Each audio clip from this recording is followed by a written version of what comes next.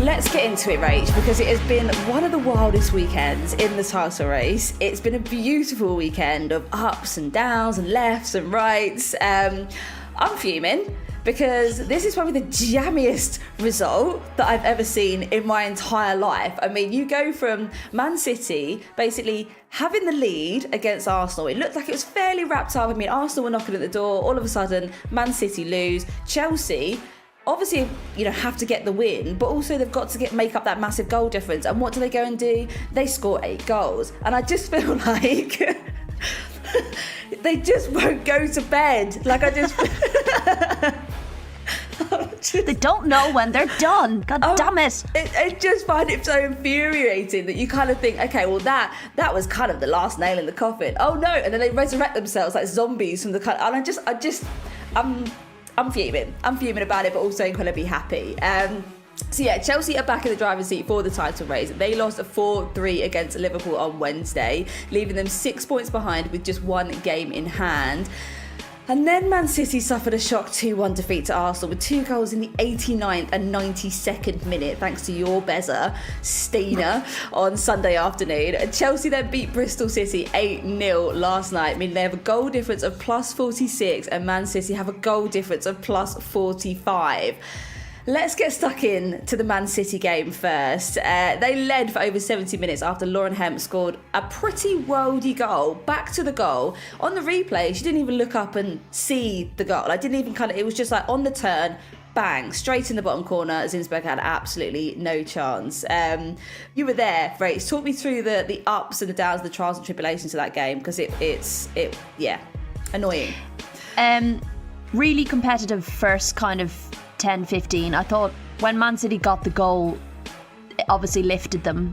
I thought Arsenal struggled to create any real clear-cut chances. And I don't think either goalkeeper were hugely troubled in the first half. Kiara Keating had one good save to make early on, but it did feel like the game was a little bit flat after the goal, but City were still the better team in the first half. Definitely dominated. Arsenal definitely came out in the second. Like, as the second half went on, Arsenal got better and better, but it felt like it was going to be another one of those days for the Gunners where they were in and around the box, they were getting into the box, they were creating these opportunities, and they just weren't going to score them. And there was a Caitlin Ford opportunity where she was practically one-on-one. She had a defender on her back, but like practically one-on-one with Keating, and all she had to do was put it across the goal, and she somehow snatched it wide. And it was one of those, it was harder to miss than to score. And I just thought, when that didn't happen, I thought it's not going to happen for Arsenal. They're not going to get back into it. Like, part of me was thinking like City were being a little bit, I don't want to say complacent, but I feel like they hadn't comfortably won the game. They weren't like secured, 2 or 3-0 up, not at all. And they'd spent a lot of the second half kind of having to deal with this Arsenal coming forward. So that was where I was kind of like, it kind of felt like it was done from an Arsenal perspective, but if you were a City fan, you'd be like, Jesus, it's not done. Do you know, that kind of way? So Tim Stillman put up a tweet afterwards, which I thought was really good, when he said the winner was a nice illustration of how the substitutions changed the game for Arsenal. Absolutely. He said they were great with the ball in their own third for the whole game, but lacked in the middle and final thirds in the first half. Little came on and secured the middle, and Stina sorted out the final third. And that kind of like, because I did think Arsenal were struggling again to problem solve. Again, Beth Mead looked the most likely to score, but because she was playing out wider, didn't always get those opportunities.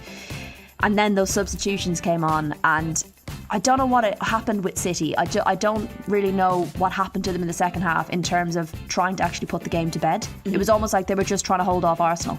And you can't do that against a team like that. Well, I felt really sorry for me because I think obviously she was out on the wing, but I think she was delivering some pretty decent crosses, and like there was a few that just sort of whipped across the face of goal in that kind of no man's land, where you kind of think, okay, the goalkeeper could come for it, but she wasn't. And you think if anyone just gets a small, tiny toenail on that's she a goal. Needed her on the end of it. Literally that. And I think you could see the frustration as well. The camera would pan to her, and she was like, do better. I'm delivering them in the same area. You need to sort of, be anticipating that that's going to happen. I didn't see much of that from Arsenal, like you kind of said. But I think that triple sub, effectively, that's Arsenal, isn't it? Their biggest strength has always been how many attacking threats they have. And I think bringing in Blackstenius, bringing on Catley, bringing on Ford, it was just like a determination from Jonas Eidevall to effectively throw the attacking kitchen sink at the game. And it was absolutely beautiful. It was beautiful to watch. And Blackstenius, I mean, some of the goals that she scores, they're not often the most pretty goals. I mean, we've seen her sort of fall up and get over and come down and sort of like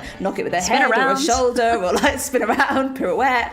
But she puts the ball in the back of the net, and I think she's clinical. And I think, that both teams only had 4 shots on target, but for Blackstenius to be put in 2 of those in the last dying 10 minutes of the game, I thought was just absolutely, it blew my mind. And I think that Gareth Taylor was kind of saying after the game, a draw would have been a fair result. And I think actually on balance, a draw probably would have been a fair result. But at the end of the day, if you're going to let someone come into the game like that and not score or not convert some of your earlier chances to kind of secure and tap up the game a little bit earlier on, then what are you expecting? So I think it's It was a great game to watch because it was so dramatic, and obviously everything did kind of turn on it.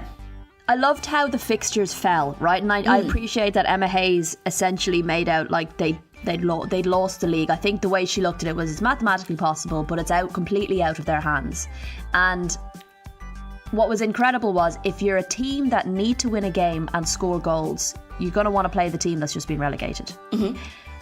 And if the other team above you have to play someone, you want them to be playing the next best team that's snapping at your heels, right? Arsenal. So it's just the way the kind of fixtures fell. And to think in any way that it was done and dusted, like to assume that Man City were just going to beat Arsenal. Like Arsenal won the reverse leg. Mm-hmm.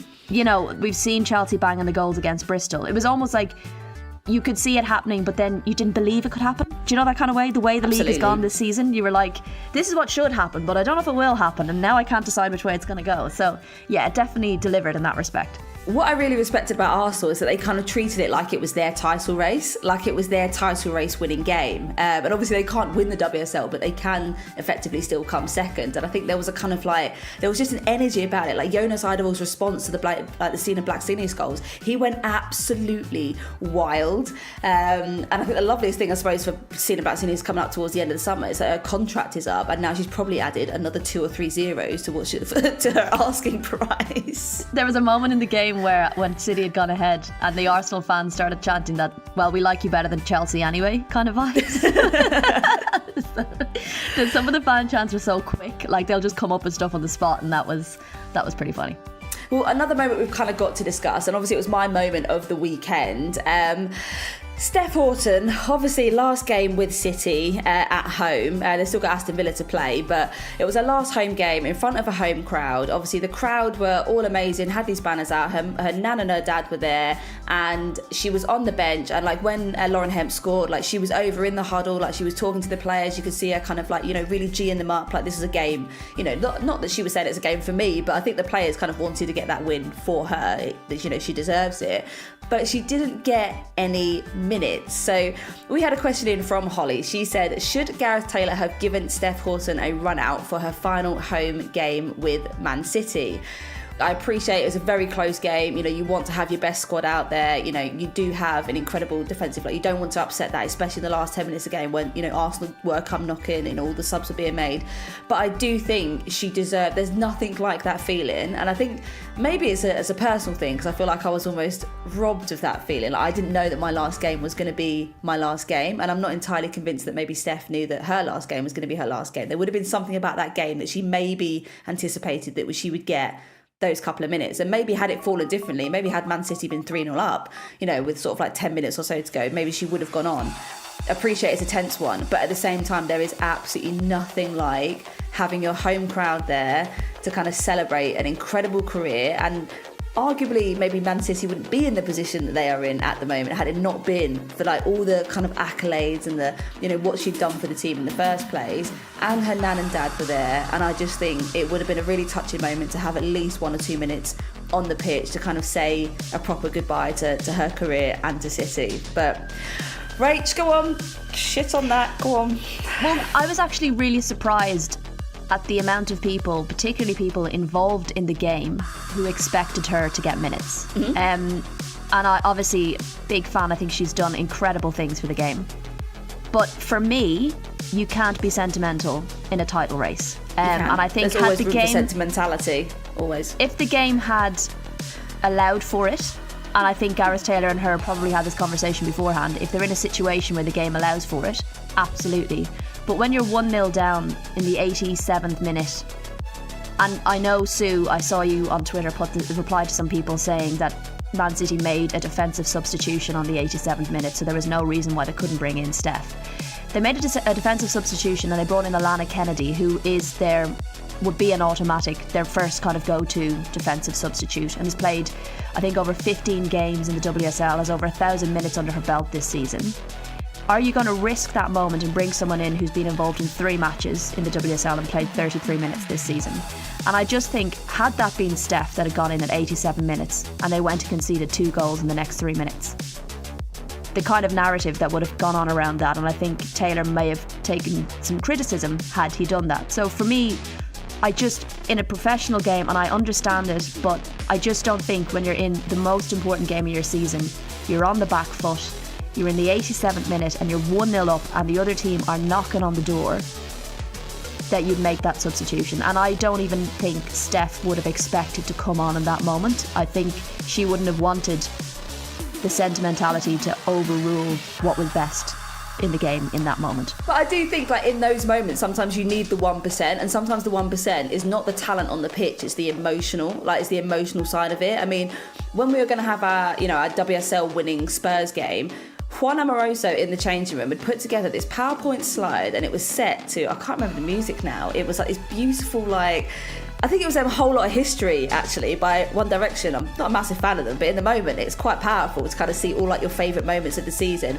And he played this to us, like, as we were about to step onto the pitch. So we had 3 minutes of this beautiful footage. And more than anything in the world, we were remembering that as we stepped out onto the pitch. And I think Steph Horton, because they would have wanted to get that result for her. Her being on that pitch, I think, could have garnered potentially more, I don't know, more to play for, effectively. I think it actually could have spurred them on a bit more to get that win. And she's also a calm, experienced head. It's not like Steph Horton comes on and all of a sudden it's like, oh Christ, like we've given it to, an inexperienced, like, 14-year-old. It's not about that, like, it's about how much, game in game you've been playing recently. It's, for me, not about experience. It's about being thrown in after playing 33 minutes across 3 games. She's been in far higher, like, demanding, intense situation, more pressurised situations in her lifetime, and I think, like, I think that was a lost opportunity for me, and I do feel sorry for her. I know she probably won't come out and say anything, but I do feel quite sorry for her. So, but it does not detract, and I think even asked, Ellen White was very quick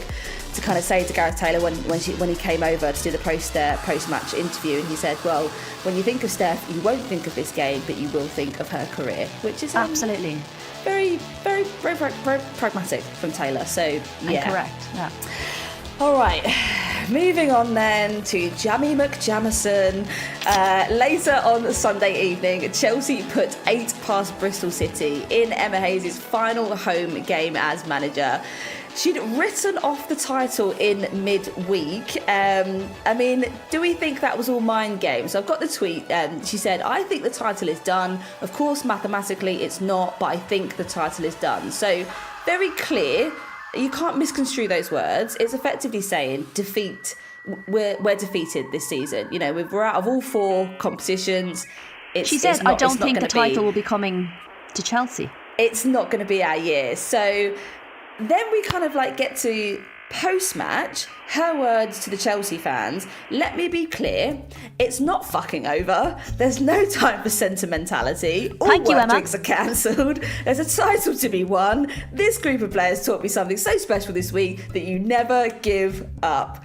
Complete U-turn. I mean, Rachel, what do you make of all this? Well, first of all, everyone's going, yes, Emma, there's no place for sentimentality. And then some people are going, why didn't you play Steph? God damn it. I thought the reaction to the post-match interview was really interesting, and I thought there was a real over-the-top post-mortem into how she reacted. They were understandably emotional. They'd just come off the back of this massive Champions League game where they'd been so close. They'd absolutely emptied the tank. They'd had the most bonkers feckin' game against Liverpool where they kept going, we're in it, we're winning, we're not, we're back in it, it's gone, we're here again, oh no. And, your emotions are all over the place, and managers are going to be emotional just like players are going to be emotional. I also think it was really smart of her to take the pressure off her team. And by saying what she did, her team are going to turn around and go, hang on a fucking second. No way, we can do this. We can win. There's probably a little bit of then like subliminal to Manchester City. You'll be grand, you've won it. Just calm down and relax. You don't need to go out and go mad against Arsenal. And I didn't think it was that difficult to decipher. And I thought some of the reaction to it was really over the top. And I think people really went in on her. And I just, she said some things that weren't right throughout the season, but I really didn't think this was a moment to put so much attention on. And I think she took the pressure off her players, and she said it yesterday that her players taught her something this week, that you never stop fighting until it's over. And so no, I think had Man City won, it might have been a different situation last night, but I think as soon as Manchester City lost, Chelsea were going to score, and they were going to score a lot against Bristol. And I think, it was always going to be go one of two ways for Bristol. Like, you're either going to really step up and be like, we've nothing to lose. But I think with a team like Chelsea, once they put in 1 or 2 goals, and for it to be a penalty that kind of unlocks things and stuff, it can be hard. So that was the game. And when your season's already been decided. Yeah. I just think it was, even though it is a U-turn, I think you're completely right. Like, it was very realistic to appreciate that had the loss on the Liverpool game was probably, on balance, the title race over. And then no one I expected the Bristol City win. I absolutely expected that. But did I expect 8-0? Did I expect 8 goals?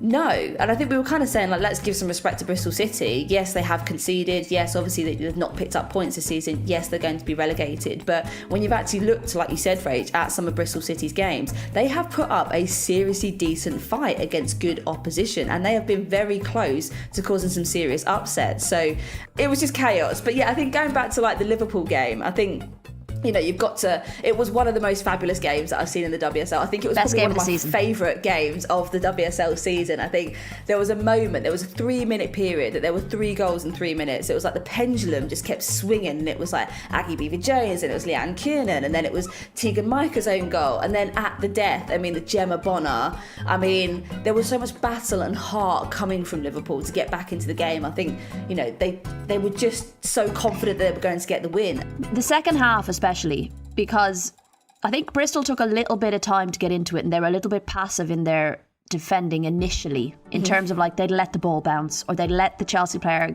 get on the ball before they engaged, rather than trying to make that 50-50 challenge or whatever. And then I think when they went in at halftime, it was only 1-0. They knew that they could be in it, and my God, are their set pieces lethal. Marie Hobinger with 3 assists from 3 corners. That's never happened before. On comms, I think, for that game, someone said that Chelsea only conceded 2 or 3 goals from set pieces, and then to have that doubled in one game was just a complete. That was the brilliance of it. Yeah. Yeah, like, their press was really good. I think they struggled. Chelsea struggled with that. They struggled to deal with Mia Enderby. My God, she was unreal. She was such a handful. Liverpool were superb. Well, Chelsea now have 2 games remaining. Spurs on Wednesday, May the 15th, and Manchester United on the final day on the 18th. Man City have Aston Villa on the final day. So, Rach, got to put you on the sword, mate. You've got Bunny there. If you want to defer to Scotty, that's absolutely fine, but I'll also take your brilliant expertise too. I've been saying Chelsea all season, and I don't want to change now because there's only 2 games left. So if I'm wrong, I'm wrong, but I'm going to stick with Chelsea to win the league. But I think the Spurs game is going to be fascinating. Manchester United are not an easy team to play against, but I also think for them, it'll depend on how they did in the FA Cup final. You know, that will impact it. For Manchester City, Villa were their bogey team last season, and I'm sure Villa would absolutely love to have an impact on the title race at Villa Park. Last game of the season, they'd relish that. So I'll stick with what I said, but honestly, it can go either way. I think it's that. Like, I want Man City to win the title. I think it would be amazing. But I also think, like, this was the weekend that was the real pivot turning point. I was like, this is the weekend that everything could have been effectively put to bed. And Chelsea climbed out of the coffin and woke up, and I was just like, oh, it's like someone had been knocked out and they were on 8, 9, and so they're like, nope, not yet, not quite. Gotcha. It was, yeah. So I do think it's more swinging towards, they will have found so much confidence in coming from a near-death situation to think, okay, well, we still have it in our power. But I do have to agree, Spurs are on absolute flying form at the moment, full of confidence themselves going into an FA Cup final, and also Manchester United at Old Trafford, like, they are not. I'll tell you what though, Chelsea will break now. They have time before their next match, right? They've had a few players like Irmira Ramirez. I don't know how the extent of that injury, but if she's back, she could be a huge coup for them going into that game. The fact that they've got a little bit of time now ahead of that game, rather than having to go knocked out by Barcelona, get up, play Liverpool, you know, knocked out by Liverpool, get up, play against Bristol, you know, at least they've got a little bit of time, you know, to fully focus, and they will be fully focusing on that game. They won't be thinking about Manchester United, because Manchester United, it won't really matter as much. It won't matter if they lose against Tottenham. So true story. It'll be fascinating. Well, they've now got 2 other reasons to really hone in on winning the title. It was a very emotional weekend, not just because Emma Hayes' last game at home, but Maren Mjelde and Fran Kirby announced they would also be leaving the club at the end of the season. All the way back in 2015, Kirby was signed from Reading for a British record fee at the time. I mean, Rach, what were your thoughts when you saw this news? I mean, like, she's the Blues' all-time leading goal scorer, 115 goals, 205 appearances for Chelsea. She's helped them win 15 trophies, 6 Super League titles, 5 FA Cups, 2 League Cups, and 1 Community Shield. I mean, the impact is kind of like, it speaks for itself in a way, but I wasn't necessarily expecting that news. I think she's been on good form, not goal scoring form, but good form. I wasn't hugely surprised. She hasn't been getting loads of minutes, and I know part of it was coming back in after injury and building her up into it, but I just think, yeah, I wasn't hugely surprised, and I think she will, obviously, of course, I think she'll probably stay in London potentially. It'll be interesting to see where both of them go. But yeah, probably not the biggest shock, but still mad when you think of a player like that. Because when you've got a player who's just the club through and through, being there through some incredible moments, and being such a stalwart, not just for Chelsea, but for England as well. She's been one in a generational player, and also know how good a relationship she had with Emma Hayes, how important Emma Hayes was for her when she was going through her health issues and all that kind of stuff. And she's spoken up on a lot of different things that she's gone through in her career and been really good vocally, which I'm sure has helped an awful lot of people as well. So I'm glad she's not out of the game at all. I'm glad she's still staying, and I would hope in the WSL, but it will be weird not to see Fran Kirby wearing a Chelsea shirt all day. I think she's been such a massive advocate, and I think in terms of sort of her speaking out on things, obviously the coming back from the pericarditis was obviously difficult, but also when she's come back from injury and then sort of found her space being taken by people like Sam Kerr or Pernille Harder, and instead of sort of being like, okay, well, you've got in these superstar signings, I'm kind of resigned to the bench. I mean, when we saw the whole like Kirby situation that was ridiculous. So a combination of 59 goals, Chelsea winning the domestic treble in 2020-2021, and I think that was probably like her absolute shining glory, like the moment, like the sort of diamond on her crown as such. But I think it's interesting that sort of we've seen these kind of conversations now being had about which players are staying on. Obviously Bompasta's kind of like on the edge. I'm just sort of wondering maybe when these or how progressive these conversations are being had between sort of what Bompasta wants to do with Chelsea and where she sees certain players fitting. I'm sure she will want to have her own influence, and but whether we'll see that immediately as soon as she comes in, if she comes in, as soon as she comes in, is a different story. I think Emma Hayes has always done a good job of forward planning, and I think we always talk about the depth and we think about some of the players that might be on loan or whatever that might be. Like, there is a future in that squad already, and you've got players who are kind of at their peak as well as youngsters. So like, you don't necessarily need to bring in a load more people. I think there's a very good and exciting squad there, but I'm sure she will want to sprinkle a little bit of Bompasta on it. Well, we've got a question in from Olive on Instagram. She said, where do we think Super Fran is going? My thoughts, Crystal Palace. At the NWS Palace. I mean, to be fair, I honestly, like, it was a surprise when Daly went to Villa, and you think, well, actually, this is what's happening now. Palace will be wanting to build a squad. They'll be wanting to build it out of experienced people who've been the WSL, who've won trophies, who can keep them in the league. It could happen. But I also have a kind of inkling that the NWSL might call. I just have this, I feel like the NWSL are kind of like poaching players sort of around the sort of senior kind of late 20s, early 30s vibe, who have achieved massive things with the club to kind of bolster some of their teams. We saw the same thing with the Schwaller, we saw the same thing with Jen Beattie. I just think like Fran Kirby kind of sits in that bracket, so I wouldn't be surprised if she makes a move to the US. Rachel, shaking your head. I think she'll stay in London. Maybe Spurs, I don't know, could depend. Will they hang on to Grace Clinton? Could there be an opening there in that 10 role that Fran Kirby could fill potentially? I don't know, that would be a huge coup. Bring her back with Beth England.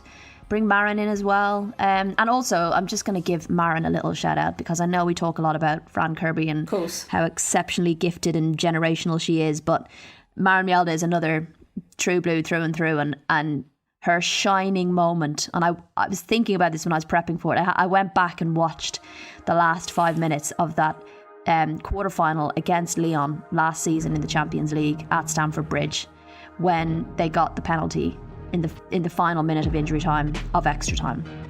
And Marin Mjelde stepped up and there was a whole furore around the penalty. She was about ready to take it and then the Lyon players were kicking off and she had to pick up the ball and step back again. And that moment will live in Chelsea fans' minds forever. And like even watching the players on the sideline during it, Emma Hayes couldn't watch. Like, that was such a defining moment and she'll be remembered for that. And then she stepped up and took the first penalty and scored that as well. So those little moments that they gave fans and gave the club will be remembered forever. So a little shout out for her.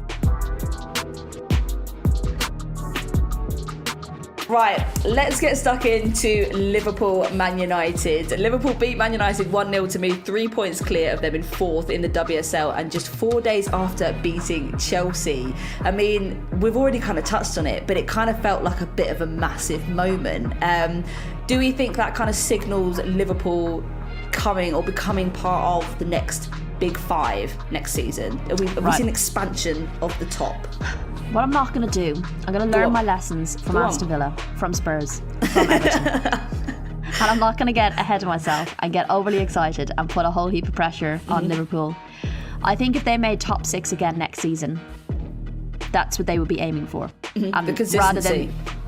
Because this is what is lacking in the teams that aren't in the top four. It's consistency. And they need to have these repetitive experiences to bed them in. Those moments in front of goal, beating the top teams, they need to become a regular thing rather than those one-off moments in a season. Now, it's not really been a one-off moment in a season, to be fair, for Liverpool, but it's also then the beating of the teams in and around you where you're expected to do that. So I'm not going to get ahead of myself. If they finish top six next season, brilliant. I think for them, it'll be that consistency. Go and do it again next season. That's where the other teams have lacked when they've had that good season. They've then come back down again. And you have to give them credit because they've had some injuries to key players this season, which they managed to ride out. Their new signings, key, so key. Matt Beard, incredible manager, very underrated, I think, in this league.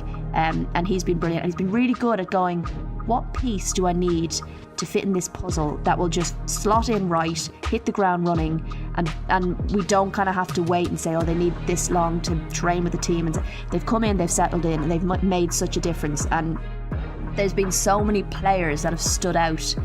Marie Hobinger, I think we've touched on. Enderby, their back line, their defence has been really good. And again, they've had defensive injuries. They've had Fahia, they've had Hines out for extended periods, and they've still managed to sustain that tight back line. They think they have 7 clean sheets, which I think only 2 other teams can say that in the league. So yeah, I've been really impressed, and it's that consistency that you'll want to see next season and whether they can go again and pull off those results, similar results. I mean, and talking of consistency, you go from beating a massive team like Chelsea in a kind of unexpected result, definitely with the amount of goals being scored, and then you go into Manchester United and you put in the same level of effort, same level of kind of, potential like that there was in the previous game. And I think that's the consistency, I suppose, that we're talking about. Because, I mean, when you kind of look at that game, Man United had barely created a few sort of clear-cut chances, while Liverpool kind of went forward in numbers, scored another set-piece goal after getting 3 against Chelsea. I mean, they were on absolute fire. I think, some of the Koivisto chances, again, that sort of header that hit the post and then sort of followed up and it went wide. And you can see how much of an impact Liverpool's front line is making, because Earps is getting more and more fuming as the game goes on with how sort of lacklustre the defence are being. But yeah, I mean, but do we think there sort of needs to be a more consistent goal scorer to sort of top off Liverpool's shopping list in the summer, though? They've scored kind of 10 fewer goals than Manchester United this season. Now, I think they will probably make some signings, and that might be in the form of a number 9, but I think they're a very attractive prospect as well. They're moving grounds, they've got great training facilities, and that would be really attractive for people coming in. Passionate and looking across. Manager. Yeah, and I think it might help, but I also think, as I said, it's about consistency in those and experiences in those moments, and they, it's not going to happen overnight. They'll have a season where they're creating loads, great. They need to do that again, where a player's like, I'm actually used to this now. I'm used to being in front of goal, having an opportunity against Manchester United as a fullback. It's not going to be a stress, if you know what I mean. I have the experience. I'm comfortable enough to know that I can score that. So I think it's just an element of they've built that experience now this season, that next season it will be less of a, oh my God, we're winning 3-2 against Chelsea kind of vibe. They were like, yeah, we're winning 3-2 against Chelsea, let's get another goal. And it's that experience, I think, that they've built this season, which will stand to them. So yes, they might get in a more potent goal scorer, but I also think they know that they've got some very good goal scorers in the squad that have now had a season to settle. I mean, we've got to really look at like Liverpool's progress this season. I mean, you look at sort of, there's a team that finished 7th in the season last season with 23 points and a minus 15 goal difference. We move forward 12 months and now we've got a team who's sitting in 4th, a plus 4 goal difference and 38 points, and they're taking the likes of Chelsea and Man United and Arsenal scalps. But like you said, Rach, you do kind of see games like Leicester where you think, oh, come on, that's so frustrating. You've done so well against the big teams. But, for you, like, what do you think has been the sort of big sort of factor in their turnaround from last year? I think what's really important with Liverpool is they're not over-reliant on one player, which I think has massively stood to them. They've got a really solid defensive line, which you saw from the get-go. The way they set up against Arsenal was really difficult for teams to deal with. We're seeing the impact of their set pieces, for example. Like, they're getting all those little bits right and getting really good at piecing them all together across the 90 minutes. They're really bought into how Matt Beard wants to play. They've really nailed their press. They're really good defensively.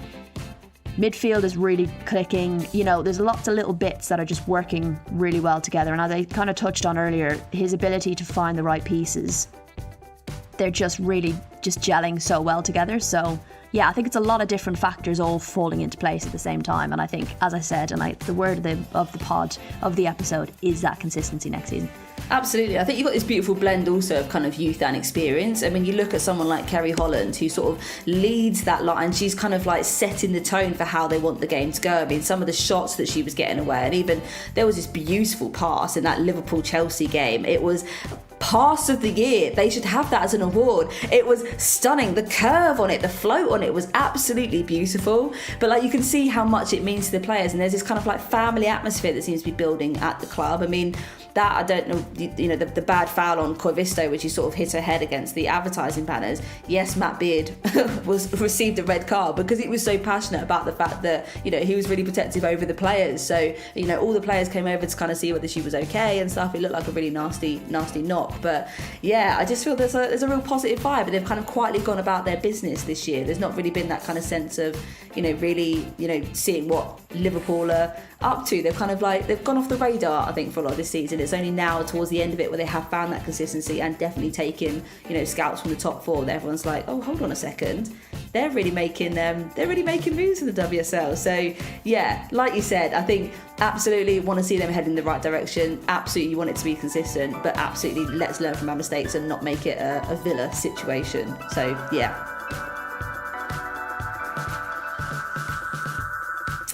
And as a beautiful segue into our third and final section, Villa news. Carla Ward has announced that she will step down as Aston Villa head coach at the end of the season. It's understood that the club were keen to reach an agreement, but it was Ward who wanted to go, and she cited a desire to prioritise other important things such as my daughter and the rest of my family life. I mean, we've always had a really soft spot for Carla Ward. She's obviously been on the pod, but yeah, I wasn't expecting this at all. I kind of felt like she went from last season, Villa did really, really well. This season, things have fallen a bit flat, but again, not a reason to panic. It's just one of those seasons. And I expected next season was going to be the sort of like step up to, getting back to, Villa former glory, essentially. But Rach, what was your kind of reaction to the news? How did you feel when you saw it?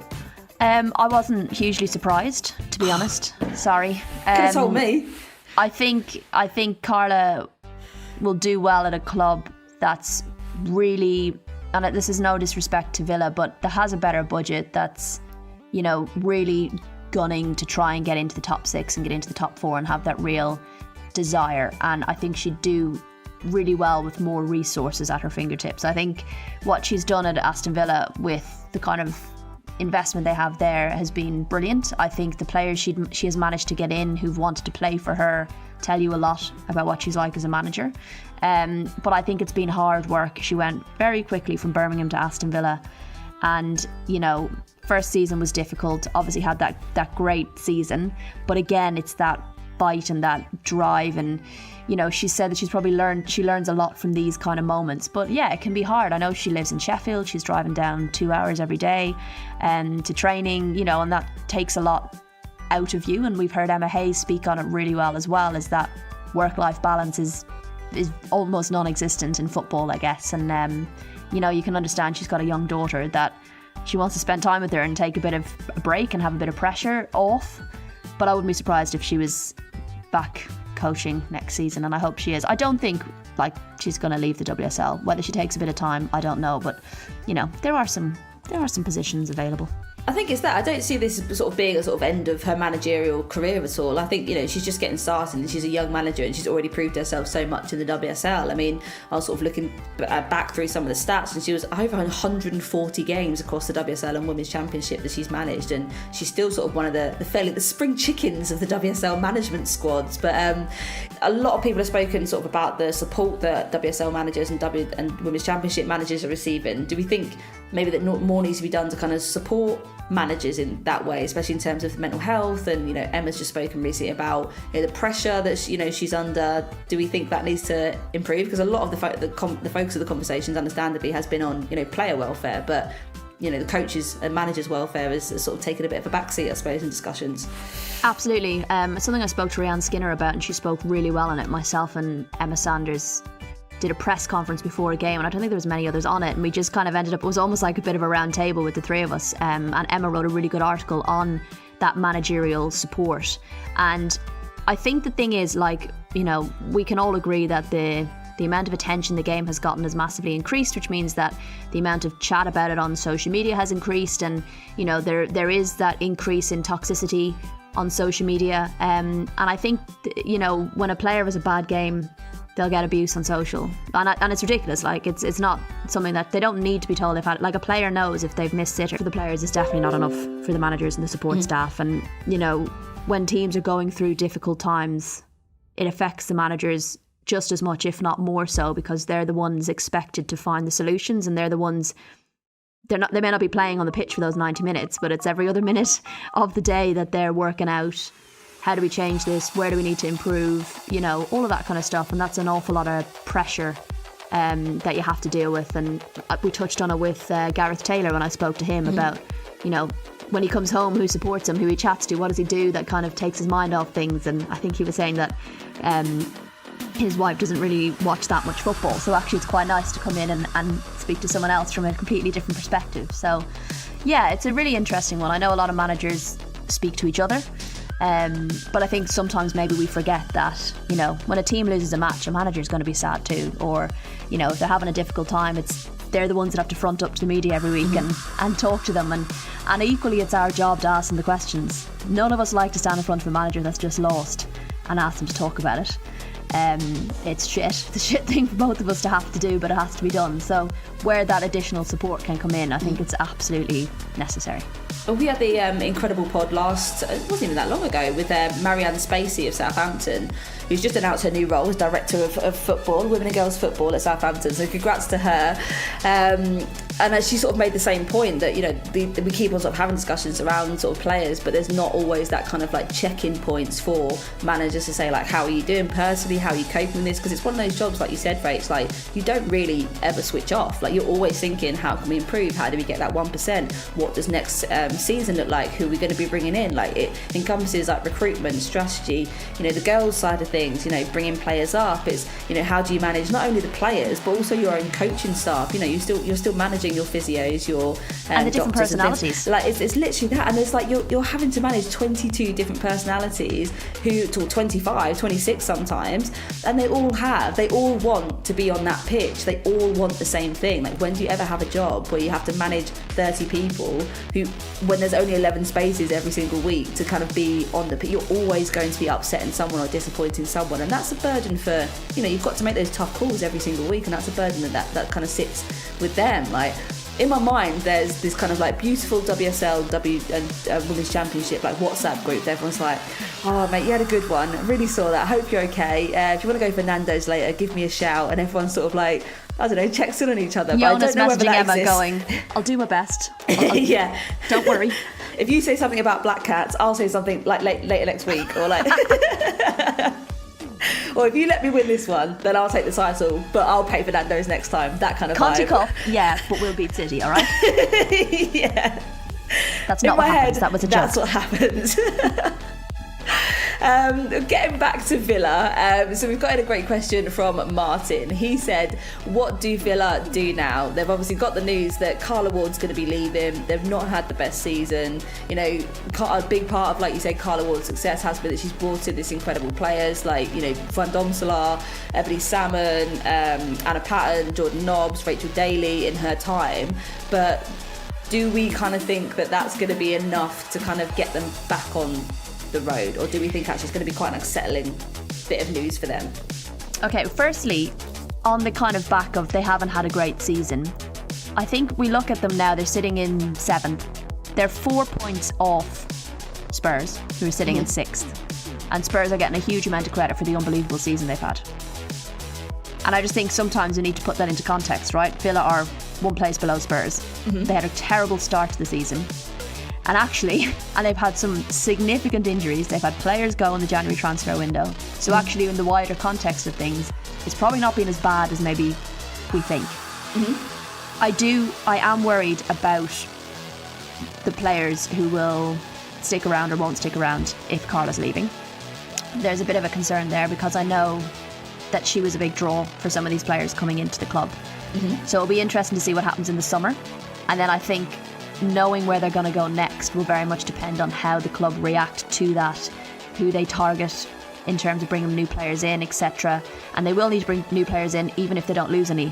They'll need to bring more players in. They need depth. So I think, I am a little worried in terms of that investment, but that's what's going to tell us what they're trying to do with the club, is how they react to Carla going and how they, deal with the summer transfers and that kind of thing. I feel like sometimes adversity is a good thing for a team to go through. I mean, off the back of, putting context into, what you were saying about them being a bad season. It's a bad season in the context of the season previously. But like you said, it's not a disaster season. They've not been sort of like, Bristol City level kind of thing. And you won't be with sort of the talent that you've got. But I do think sometimes when we see teams that have a new manager in, you kind of get that new manager burst where you kind of have that, okay, I want to impress. I want to, make sure that I'm getting my starting spot back. It might be an opportunity for other players to kind of get a bit of a look in. So I think there's definitely potential there for kind of Villa to feel a bit more invigorated, I think, under new management. And especially I think, Carla has a really good relationship with the players. She would have talked about this. She would have, given them a bit of a heads up about what the situation was going to be. So they've not come into this blindly, and I think they'll want the best for Carla, especially if the reason for the move has definitely been sort of more personal reasons and wanting to spend time with family, which is completely understandable. So yeah, I'm kind of excited for Villa's season. I just don't know. I can't predict it.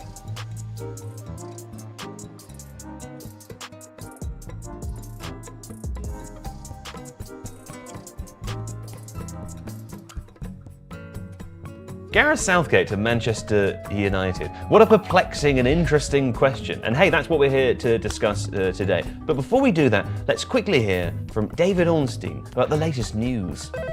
Well, Ineos have massive respect for Gareth Southgate. They know him well and appreciate his qualities as a person and manager. That doesn't automatically mean they're looking to appoint him at Man United, though, should a vacancy arise. His focus for now is firmly on the Euros, while United are yet to make a decision on Erik ten Hag. If they do part ways, I'm sure Southgate would be among the names in the frame, but right now that isn't the case, and as far as I know, he's not one of the leading contenders on this occasion. Thank you, David. Well, now, it's an interesting idea, as I said, a hard one. We're going to discuss it today, and I don't know the answer, which is why I'm joined by John McKenzie, JJ Bull, and Jack Pitt-Brooke to have a think about it.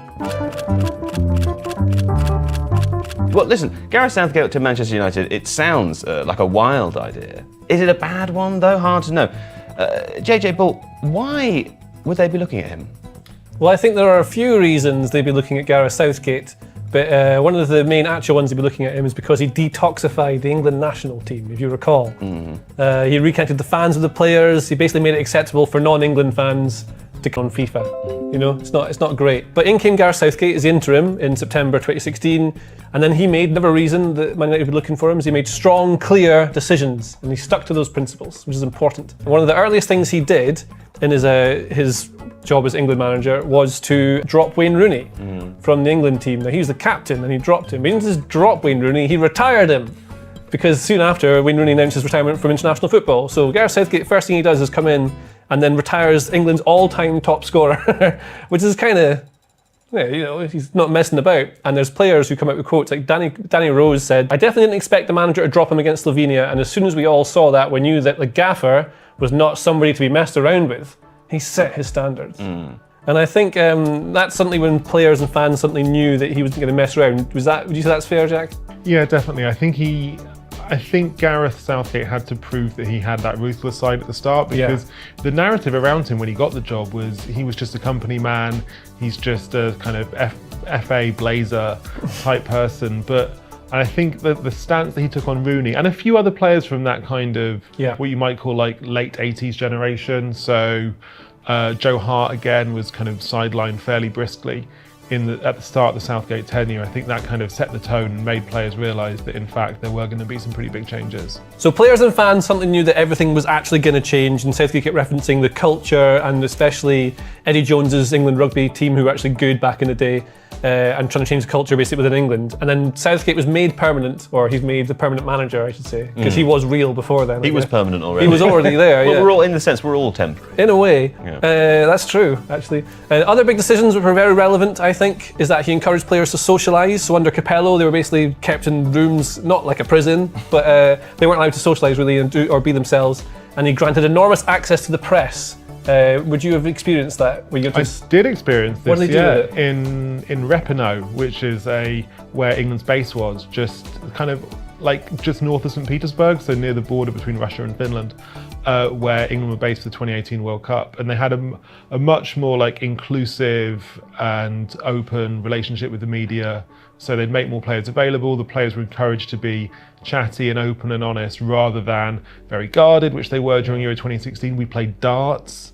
Not me personally. Oh. I was actually meant to play. When you say we played darts, it makes it sound like the press pack. So like one member of the press pack each day would play against an England player at darts. But you didn't get the call. I didn't get the call. I did get the call. I got the call. I was going to play against Saka. I've never told anyone this. I was going to play against Bukayo Saka during Qatar, and then it got cancelled for some kind of scheduling reason. He found out it was you. He was terrified of my 100 plus average. But no, that never happened. But it was just a kind of symbol of a slightly warmer relationship between the media and the England squad, which had been very frosty certainly in 2016. Something which probably would be quite useful for Manchester United to have. So again, another reason that you'd look at Gareth Southgate if you're the Man United hierarchy. But tactically, he changed things at England as well. So we'll address all the off-pitch stuff. They changed how they played on the pitch as well to make them more quite boring, but they were better at winning tournaments because they underperformed in all the tournaments, basically, I would say. And World Cup 2018 qualifying, they were mostly a 4-3-3 or like a 4-2-3-1 kind of general thing. But for the World Cup, changed to this sort of shape that people have associated with England for a long time now, which is 3-5-2. It means you're very solid defensively, but what you get is say like these deep runs from players like Lingard and Dele who can run in behind, and then one of these can drop in. So they might work a move where you get the ball from Henderson wide to Trippier, who just hit it in behind. And there's loads of chances created in this way. We're doing this. When I say loads of chances, I mean very few, because actually the way that England scored and created all their goals was from corners and free kicks and penalties. That was it. And that's kind of what they wanted to do, because Southgate looked at how England needed to play in tournaments and how you win a tournament, and the best way is probably to not concede goals and just try and score from set pieces. They did a lot of study of other teams who've been successful in recent years. They looked at Germany 2014. They looked at the France team. They looked at Portugal 2016. Teams who maybe didn't play the most expansive football, but who had a fantastic record in terms of clean sheets. And they thought, like, here are the things that you need to win an international tournament, and clean sheets is so high up the list. And so a lot of a lot of what England have done, it's kind of starting from scratch, but it's also starting from scratch with the benefit of knowledge of, learning from other countries. And now what you have is that they've changed it again to be slightly more attacking, you could say, but it's because, and I would argue that they just have better players now. You have players like Declan Rice, you've got Walker, Stones, Maguire, they're all right there. But you've got Bellingham, one of the best players in the entire world. Foden's one of the best players in the entire world. You've got better players, therefore you want to push them a bit further forward by keeping that defensive solidity. And so they can play a bit more expansive, but you probably see them in tournaments still being quite defensive. But exactly what Jack's saying, they just analyse everything to death to work out what the most effective and efficient way to win things is. But the problem with the way that he plays with his teams in international football, and applicable to Man United, is that international football and tournaments are completely different to domestic football and how you play there. And so it's really difficult to work out what you'd be able to do at a club like Man United or anyone. It is. I mean, you've kind of alluded to this already, Jack, but how is it different? Number one thing is time with the players. If you're an international manager, you're only getting, a week here, a week there with the players. And so it's almost impossible to coach into them the kind of complex attacking patterns that characterise the club game at the top level. Whereas if you're managing an elite club, you've got so much time just to teach the players these specific moves. And that, I think, is, the other thing which is incredibly obvious is you can't buy players. So you're obviously very limited in your player pool if you're an international manager. And that, I think, is the nub of why international football just looks so different from club football. And that means that you have to rely more on set pieces, or you have to, you're not going to be able to pass your way through teams in quite the same coordinated, synchronized way that club teams can. JJ, the nature of it being a tournament knockout as well, instead of a league, that changes the way that changes what teams are hoping to get out of every game, right? Well, yeah, you said yesterday, John, was that it's about not conceding rather than trying to score. Is that what you said? Yeah, I think in a knockout tournament, you can get through a knockout tournament largely by drawing a lot of games and then winning penalty shootouts. So that changes the dynamics, I think, compared to in a domestic league where more often than not we've seen the title race that's unfolding as we speak. And that's been one where both Arsenal and Man City have had to win every game. And if they drop points there, then they're out. So having to win, not being able to draw, it means it changes the dynamic completely. With that in mind then, would you say that Gareth Southgate's hypothetical appointment to Manchester United might be a concern from a tactical point of view? Yeah, well, I think that it's very clear from what is being said that the real upside you get from someone like Gareth Southgate is that they are able to do a lot of the root and branch stuff, so tear out infrastructural problems, sort out toxicity, try and get everyone feeling a bit more positive about the club, which is why Manchester United would be thinking about bringing someone like him in. Are you saying people don't feel positively about the club? Yeah, I think there's an argument to be made that that's been the case over the last few years. But what I think is really important to remember is that, yes, on the one hand, when people talk about Southgate, they're often quite dismissive of his tactical aspects, and we can talk about that a little bit more.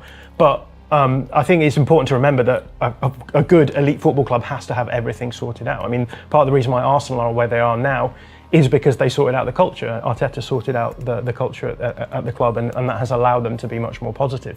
But we have to have a holistic view about all of the areas of the pitch. If Arteta wasn't so good from a tactical point of view, Arsenal wouldn't be challenging at the top of the table, so it wouldn't matter whether or not the culture was sorted out if the tactics aren't good enough. So I've just got a graphic here to show that. So this is very reductive, obviously, just 4 different areas of with 4 different areas of a football club where, and everything, as you can see, impacts everything else. So when we're talking about tactics, you can only play the tactics that you can if the squad is able to play those tactics, etc.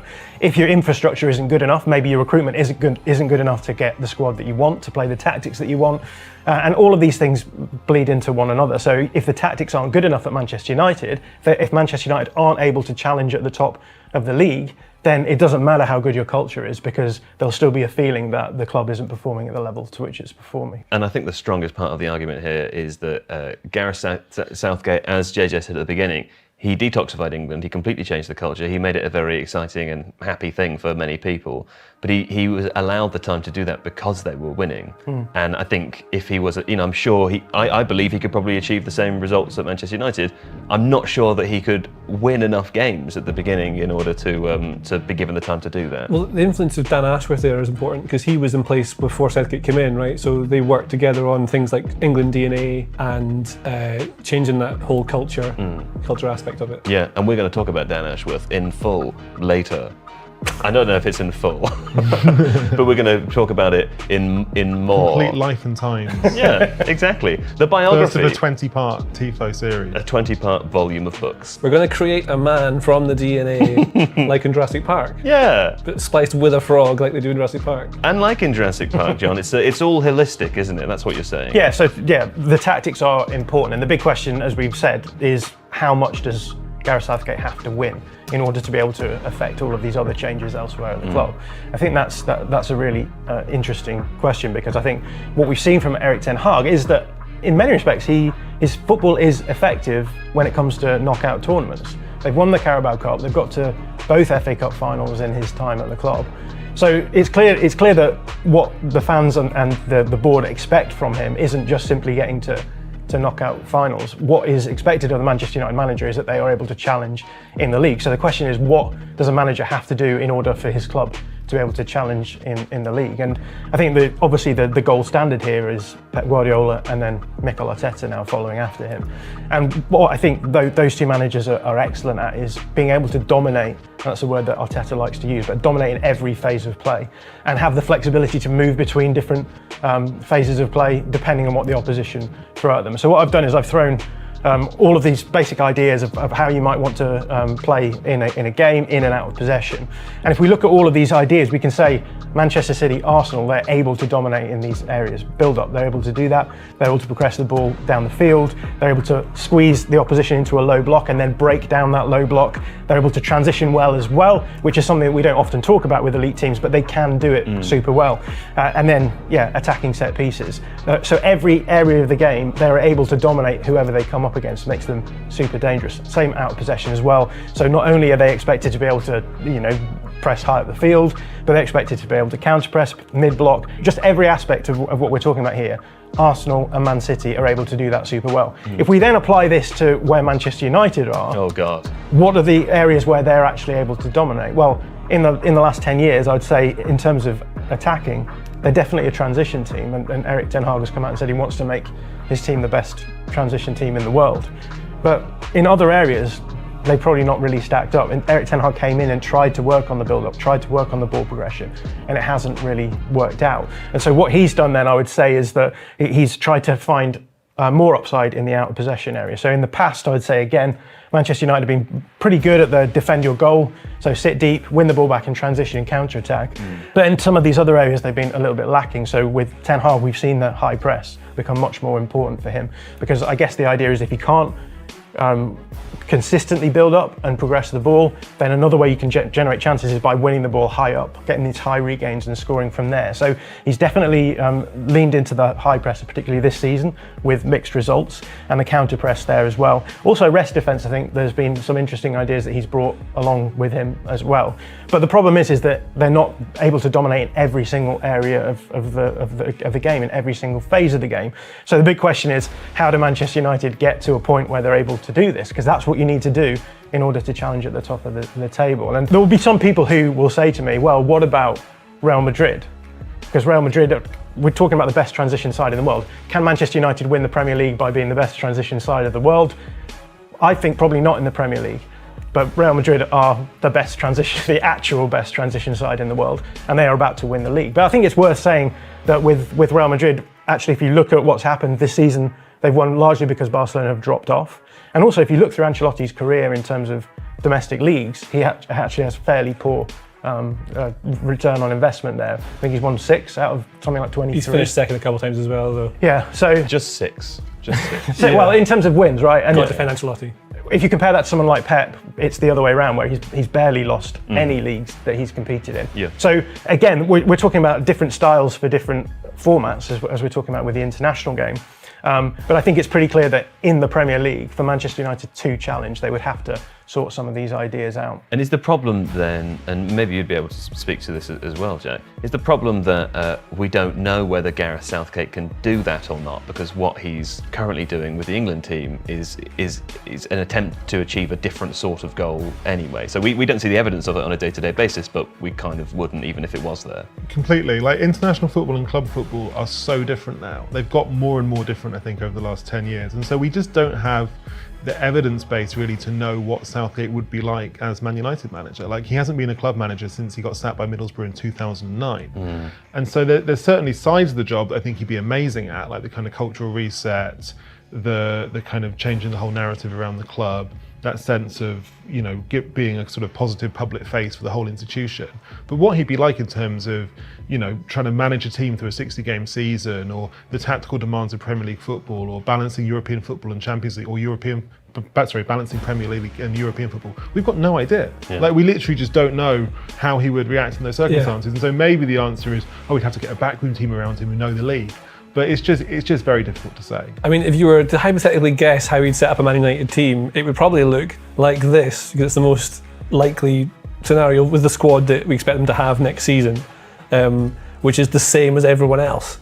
So the only real difference you're going to get, like, it makes sense to play them in transition over the top, because you've got 3 fast strikers. You've got Fernandes, who likes to ping the ball forward. That's the best thing to do. The difference that you might get with different coaches, someone like Southgate, you might get better individual coaching and the development of players like Kobbie Mainoo, like, who've come through. You might get that he can form a cohesive structure that allows some of these players like Rashford or Mainoo to flourish in. Yeah, well, it's funny you mention Kobbie Mainoo, because Alex Barker for us has taken a look at the question of whether Kobbie Mainoo could start for England during the Euros. Take it away, Alex. Kobbie Mainoo has been Manchester United's breakout star this season. So, should he start for England at this summer's Euros? Well, there are some reasons to be apprehensive. Firstly, among the central midfielders that Gareth Southgate will likely select from, Mainoo is one of the smallest. That's somewhat forgivable, considering Mainoo is generally successful in his ground duels, but the 19-year-old is still susceptible to getting out-muscled. There's a recent example of that against Crystal Palace, where Jean-Philippe Mateta is receiving a pass and Mainoo looks to put him under pressure, but he bounces off the Frenchman, allowing Palace to run straight at United's defence. This could be an issue for Southgate's England, because over the last 2 major tournaments, he's consistently selected midfielders who are dominant in their defensive duels, making England harder to break down when they retreat into their defensive block. For example, during the Euros in 2021, Calvin Phillips and Declan Rice sat deep both in and out of possession, protecting a defence that conceded 2 goals all tournament. And during the World Cup in 2022, Jordan Henderson and Jude Bellingham aided Rice in a midfield 3, which is a setup England have used ever since. That's not to say there isn't a spot here for Mainoo though. Henderson's place is far less secure than it was 2 years ago, and in this 3-man midfield, Bellingham and Rice's physicality can help accommodate for Mainoo's deficiencies. However, Mainoo could be left more isolated when England press high up the pitch, which, since the last Euros, is something that Southgate's side has done on a more frequent basis. In fairness, Mainoo has demonstrated good out-of-possession traits this season, particularly when it comes to quickly closing down opposition players in the final third. However, it's hard to gauge just how good his defensive qualities are, given Manchester United have been so poor as a defensive unit this season. So his physicality and the form of his club may leave Southgate with more questions than answers. Like, will Mainoo be able to defend at a higher standard alongside Bellingham and Rice? Or will any bad habits he's picked up at United leave England exposed? Of course, we'll likely have clearer answers to those questions when Mainoo has more experience under his belt. But Southgate's primary concern will be if he makes England a better team right now. Fortunately for Mainoo, what he brings on the ball may offset any off-the-ball concerns. Because as Southgate's side has become more possession dominant, holding nearly 60% of the ball against France and Qatar compared to 44% against Croatia 4 years earlier, the midfielders have pushed further forward during build-up, deeper into the opposition's defensive block. Here they can pull defenders out of position, creating space for someone else to exploit, or receive the ball, evade their marker, and carry into the space themselves. However, the players who can do this most effectively for England, such as Mason Mount or James Maddison, may be too attack-minded to balance out Jude Bellingham on the other side, who appears to be a guaranteed starter for England. This is perhaps why, when England have faced teams like Italy or France, Southgate has opted for more defensive midfielders, favouring Phillips, Henderson, or Conor Gallagher. Yet none of these players can play the role as effectively as England's more attacking players, with all 3 preferring to receive the ball facing the goal, placing pressure on Bellingham to drop deeper to provide a passing option, making England's build-up slower and easier to contain. This is where Mainoo could slot in perfectly. He's more defensively minded than England's attacking midfielders, but much more comfortable under pressure future than the likes of Henderson, Phillips and Gallagher. As pointed out by The Athletic's Carl Wanker, Mainoo's shining qualities this season have been his composure, his close control and his ability to move the ball forwards. And not only has he shown this for Man United, but he also quickly demonstrated his value when given the opportunity in an England shirt. First against Brazil, where he received the ball, turned his marker and carried it into space just minutes after coming on, and then against Belgium on his first start, receiving deep inside the block, turning and quickly passing it forwards. This left a strong impression on Southgate, who acknowledged that while his side were a little more open with Mainoo in it, the benefits on the ball were clear to see. So while there may be concerns over how well Mainoo can fit in defensively, even Southgate himself recognises the quality that he can bring. Which, considering that the other midfield options are either too defensive or too attacking to be truly effective in this role, the case is strong for Mainoo to start in England's midfield this summer. Perhaps showing that Southgate isn't as risk averse as many people think. Thank you, Alex Barker. JPB, what do you think? Could he start? I think he could start. I think there's a big question mark, and that is, who is the third midfielder? Because look, Declan Rice is definitely going to start. Jude Bellingham is definitely going to start. Oh, that's a and they're fine really, midfield. really good players. But alongside them, we don't really know. Like, Jordan Henderson has had a difficult season. Calvin Phillips has had a difficult season. There's not a very obvious, Mason Mount's barely played for Manchester United. Yeah. There's not a Wayne Rooney's doing work to get his name involved. Yeah, I mean, there is not a very obvious standout candidate. I think it probably will be too soon for Mainoo to go straight in a Euros, but I right now I think this is the biggest single question. My guess is it will be Conor Gallagher, who has had a pretty good season at Chelsea. But there's not a lot of candidates. No, okay. Well, I mean, one of the upsides, as we said, of Southgate, hypothetically would be potentially working with these younger players. But there's one other thing as well, one missing piece that you've alluded to already, JJ, and that is Dan Ashworth. So again, before we talk to JPB, let's hear from Mr. David Ornstein about the latest on the Ashworth news. So Dan Ashworth remains on gardening leave. That's because Manchester United are yet to reach an agreement with Newcastle United over compensation for him to switch between the clubs as sporting director. I recently revealed that Ashworth, with the support of Man United, is taking Newcastle to arbitration in a bid to help facilitate his move to Old Trafford. Unless they can find a compromise in advance, that legal process should finally produce some clarity over when Ashworth can start his new role. But for now, we have no date and therefore no clarity on whether he'll be able to work for Man United in this summer's transfer window. It may be influenced by Newcastle's appointment of Ashworth's replacement, which itself is also not yet done. All right, that was the Ashworth news. What do you think there, JPB? Who is this guy and what does he mean to me?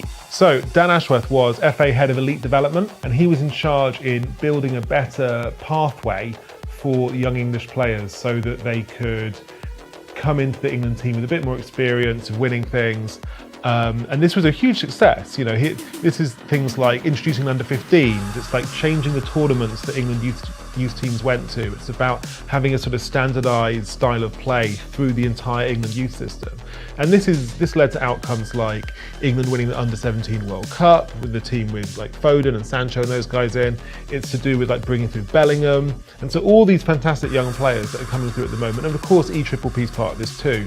But a lot of it is down to how Dan Ashworth reorganised how England youth teams did. And he did so much this work joint with Gareth Southgate, arm in arm with Southgate, who was England under-21s manager, of course, before he was a seniors manager. So that relationship has been a really good working relationship in the past, and I think that's why a lot of people wonder whether it might be a good working relationship again in the future. Surely that's a tick in the pro column then for this hypothetical argument.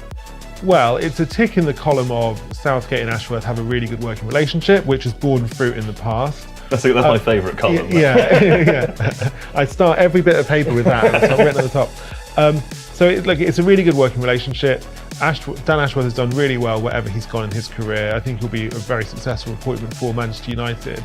And I think that's led a lot of people to wonder whether or not the two might work together. I still think that insofar as there's a kind of question mark over whether Southgate's suitability for the Manchester United job, It's, can he make that step from international football to club football? Because not a lot of people do it. Like, how many examples can you think of in the last few years? Hansi Flick did pretty well, won the Champions League, obviously, first time of asking.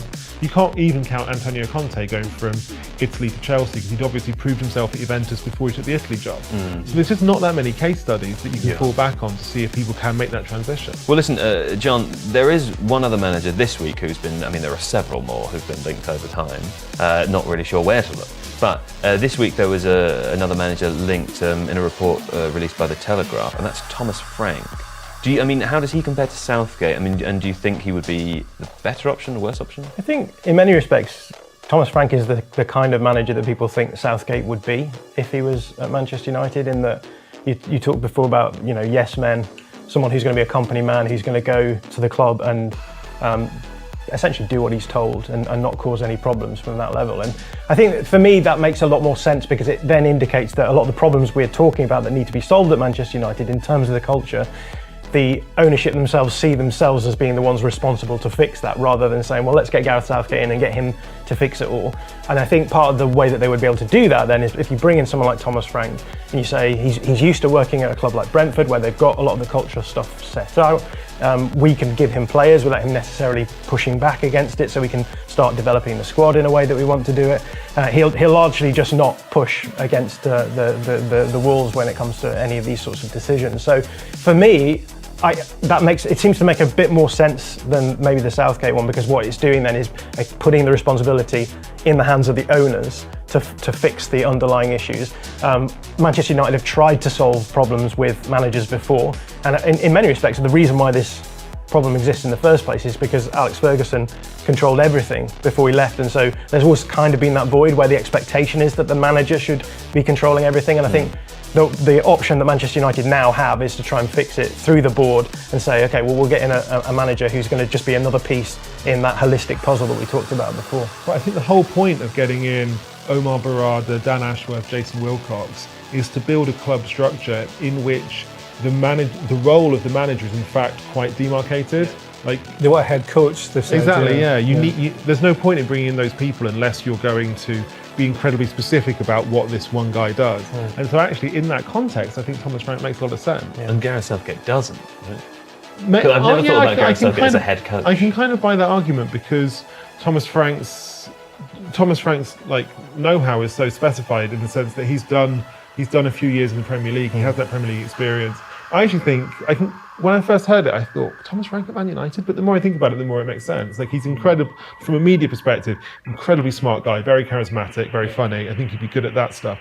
I know some people say, but Brentford's football is pretty functional. It's not really the Man United way. But at the moment, Manchester United's football is so unfunctional that I actually think functional would be a really good place for them to start. If Thomas Frank can get them to functional, then I actually think that would be a big step forward, and then they can worry about what comes next afterwards. Well, on the question of Gareth Southgate, to finish here, does it make sense, John?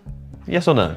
I think it's just too risky. I buy the arguments that a lot of the change that needs to be effected at Manchester United is off the pitch, but I still think that the on-pitch stuff matters. I'm not sure if Southgate would have the ability to move that needle, and I think at the end of the day, Manchester United fans expect results, and that's been what's made the culture maybe a bit more toxic there. So I think a big part of it would have to be fixing what's going on the field. And I think, as we said before, the way that the owners have decided to do that is by bringing in the infrastructure behind the scenes then to sort that out, and then taking the pressure off the manager and just allowing him to do or her to do the coaching on the field and sorting that aspect out. JPB? Yeah, I really admire the idea of it. I think if it were to happen, it would be a very bold and brave move. I think there are some aspects of the job that he would be absolutely perfect for, as he's proven his time in England. I just wonder about that leap. I think that leap from international football to Premier League football is now very big, much bigger than it's been before, and I think that will be the question that people have. Two erring on the side of new. I think Eric Ten Hag's doing a really good job and we shouldn't be talking about him losing his job when he hasn't lost it yet. Right, yeah, okay. Well, just before we finish, let's get some final news from David If you like this video, please consider subscribing to the channel. The Athletic is home to some of the world's best sports journalists, including David Ornstein, Amy Lawrence and Rafa Honigstein. With the latest transfer news and insights on every Premier League story that matters, theathletic.com puts you inside football, and you can try it for free now for 30 days. See the link in the description. Jurgen Klopp had his final press conference as Liverpool manager ahead of their final game. Of course, we have known for a while already that he is to leave, and Arne Slot ready to take over. But let's have a listen, let's have a watch at what the German manager had to say in his final press conference. For me, it's I'm absolutely fine. I know we could have won more, but I cannot change that anymore. So I'm absolutely fine. We could have won less, it's possible as well. Not becoming champion for a point, it's not a great experience, but it's an experience and shows you that you are really good. That will not be in the history books, obviously. It's not, and then all the wins and then the nearly wins, they will not be there. I know that's life, but you cannot. If you are in it, you cannot see it like that. I can, and I couldn't have done anything different. I said before, I would not be happy if I would have thought I could have done more. I couldn't have done more. Could have done better. Me, not. Could somebody else done better? Well, probably. That's possible. But me in that situation, no. And that's why I'm fine with it. And the rest will be judged by the people. And I'm pretty sure more of them are fine with what we did, and some think it's not enough. And both is absolutely all right if they think like that. In his incredible stretch with Liverpool as manager, 7 major trophies, 1 Premier League title, 2 times runners-up to Manchester City, 1 Champions League title, 2 runners-up to Real Madrid, Club World Cup, Super Cup, of course, the FA Cup, and 2 Carabao Cups. But it's also, Janusz, about what he meant to Liverpool fans and what he meant to the community. Where would you put Jurgen Klopp in terms of his reputation, who he is, and what he's given to Liverpool? How would Liverpool fans remember Jurgen Klopp when he says goodbye? Well, I think you just answer. I mean, all you have to do is ask the fans. That's the most important thing. We can say whatever we want, and we change our minds very often from game to game, right? Mikel Arteta is a great example, at least for me, a couple of years back, where I thought he wasn't good enough. There you have it. But look, I mean, every club in the world is looking for a manager like Jurgen Klopp that gives you stability, that gives you a good way of playing, and a possibility of winning trophies. And he's done more than that in 9 years. I mean, you kidding me? Here's a manager at one of the biggest clubs in the world that at no point he was in danger of being sacked. I don't even know if there was a discussion. Certainly not amongst the fans and us as well, right? So you look what he's accomplished, just the fact that he finally won that Premier League. And we're talking about Jurgen Klopp in an era of Manchester City, which we were just talking about. The margins are so small. Liverpool have felt it.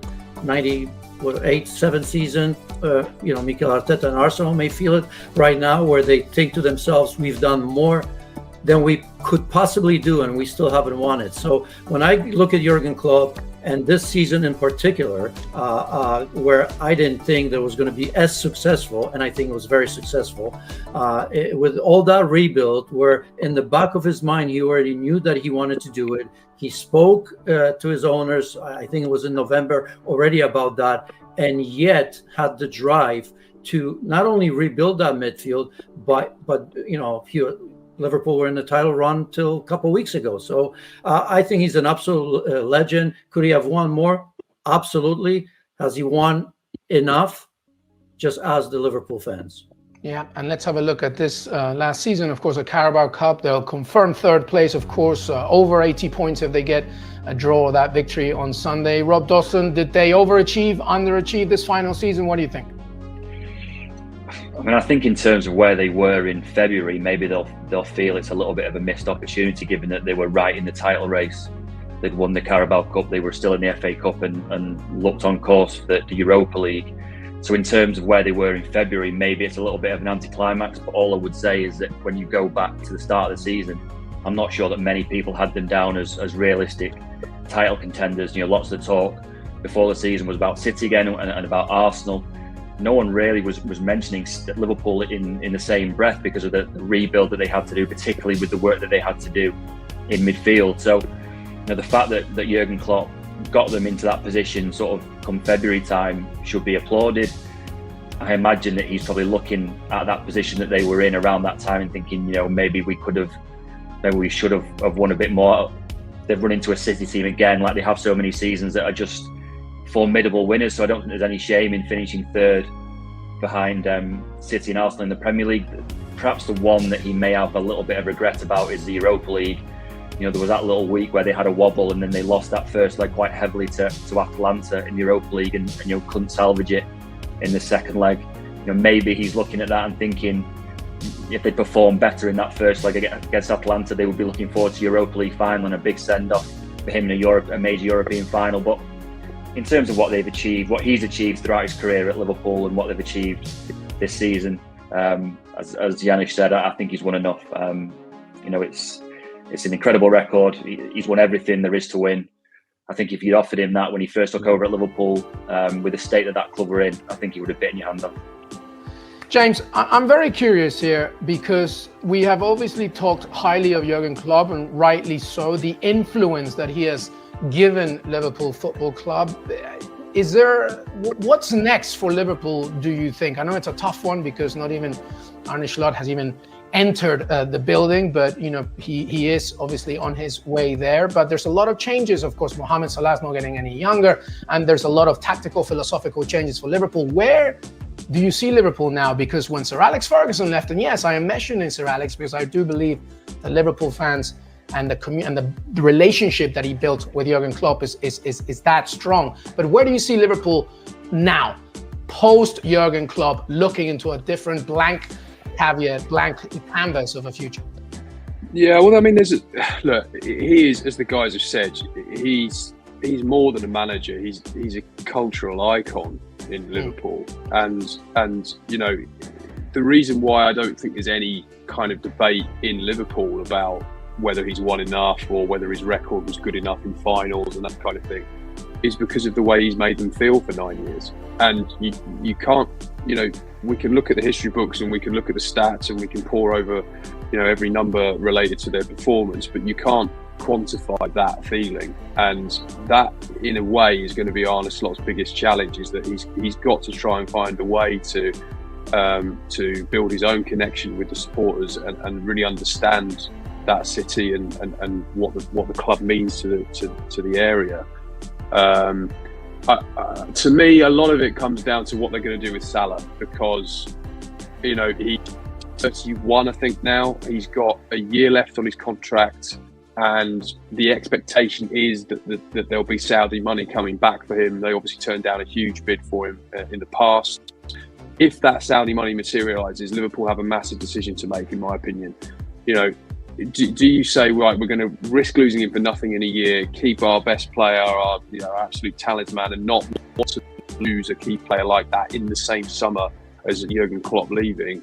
Or do you say to Arne Slot, okay, we're going to take the money here, we're going to take, let's say, 150 million, huge amount of money for one player with 1 year left on his deal, but we're going to give every penny of that to you, and you can then go and spend it how you want to mould this team in your own image. And there must be an appeal to that for Liverpool, because you are kind of, they've had the end of an era forced upon them by Klopp's decision to leave. But you really start to take that and own that in a different way if you decide to sell the key player that you had during that period in Mohamed Salah. And I'm not suggesting that Salah, it will be a huge loss if they did decide to cash in on him, and obviously someone else is going to have to step up. But they are well stocked in those kind of attacking areas. It's not as if they'd be scratching around for options there. That's not to say that Liverpool are better off without him. But what I'm saying is that I think that if that materialises, there is a strong case to say for Arne Slot, here's the money, take it, go and build your own team, rather than, and this is the problem that that David Moyes had when he took over from Sir Alex Ferguson at Manchester United, is that you sort of feel like you're kind of just caretaker, really. You're just trying to keep the Fergie image going. You're trying to keep that, that mentality and that structure, and really you're just a kind of caretaker, temporary, transient person who's just trying to pass it on to the next guy in a few years. I think what Arne Slot wants to do is really come in and stamp his own authority on it. And were they to sell Salah and then spend that money in that way and be aggressive and be proactive with it, it would accelerate that opportunity to rebuild the team in his own image. And as much as they don't want to, they have to move on from Jurgen Klopp, and that would be a way to fast track that right at the start of his tenure.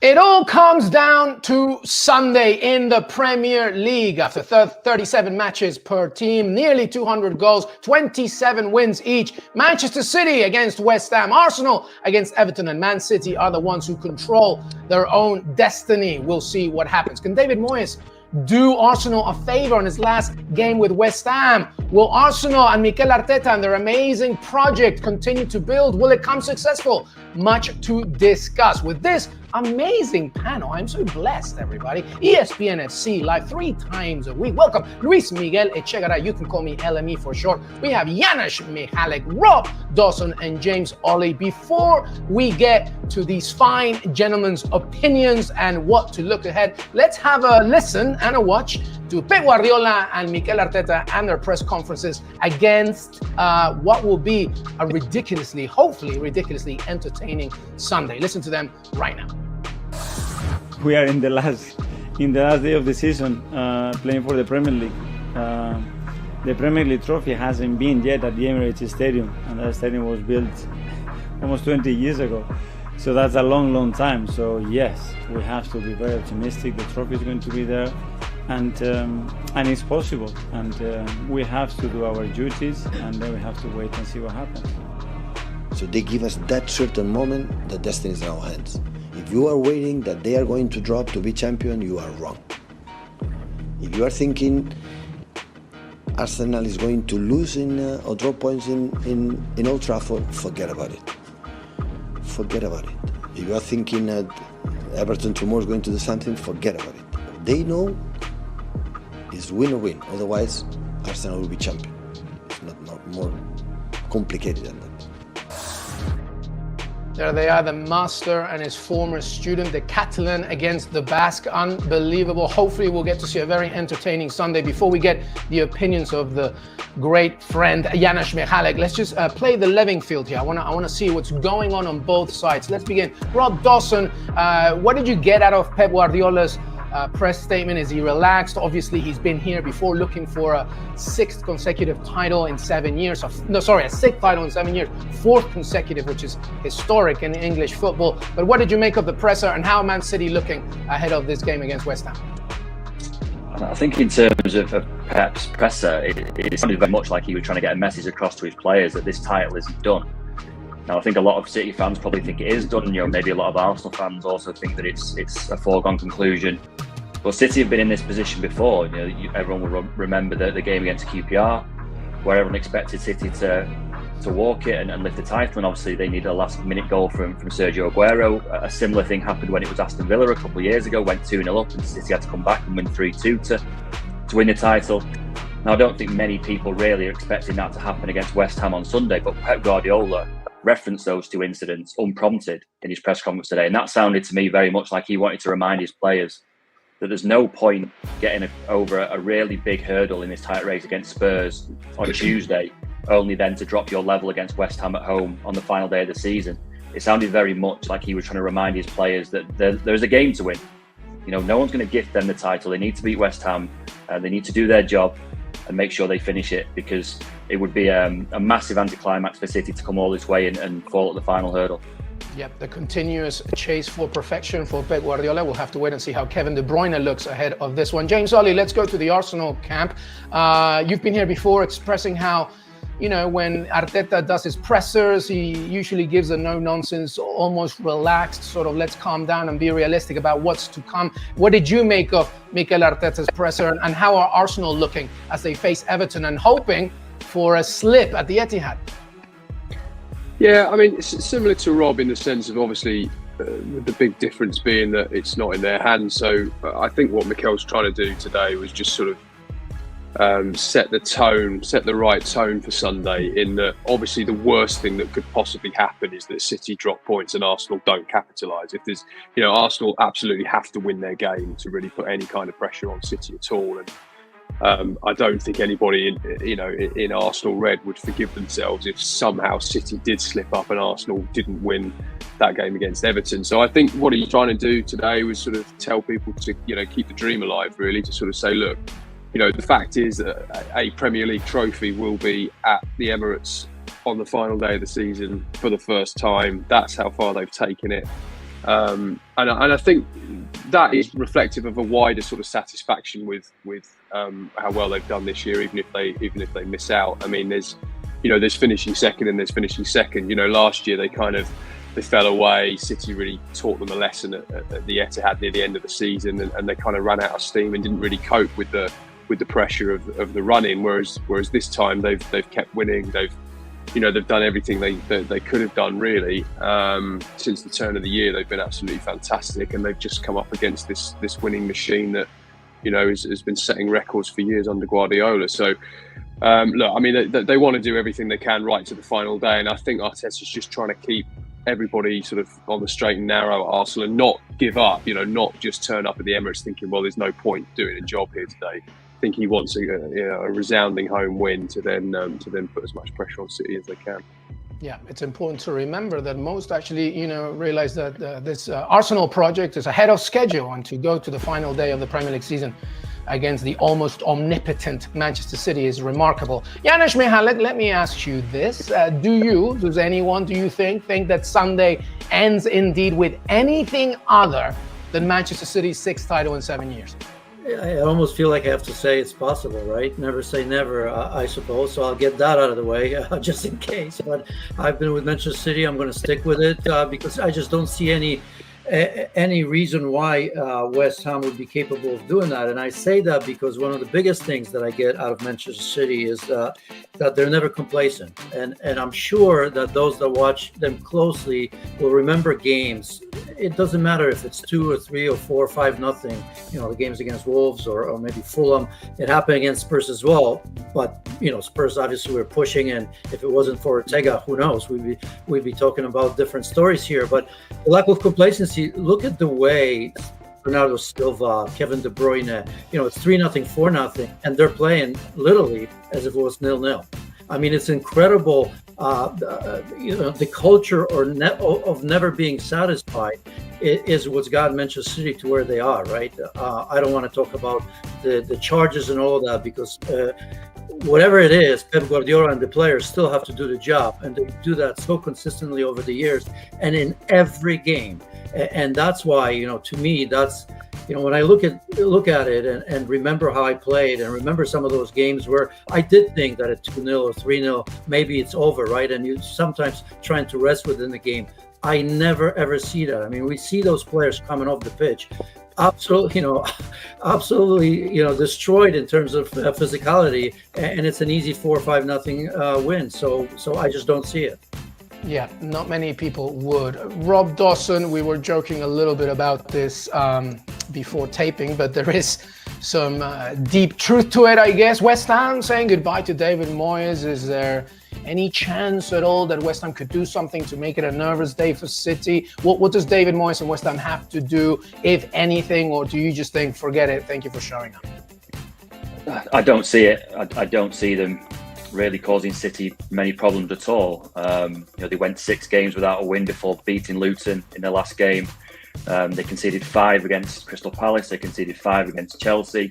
City, on the other hand, have conceded once in the last 5 Premier League games. They've scored 17 goals. I mean, the way that they've handled this run-in has been emphatic, really. And I can't see anything other than quite a straightforward City win. The only way that this really goes wrong for City is if they give West Ham too many chances on the break, and teams that go to the Etihad do get chances. City like to push so high up, they want to flood the final third with as many players as possible, and it does leave gaps. And West Ham, on their day, have got a little bit of pace on the counter attack. They've got players like Bowen who are good goal scorers.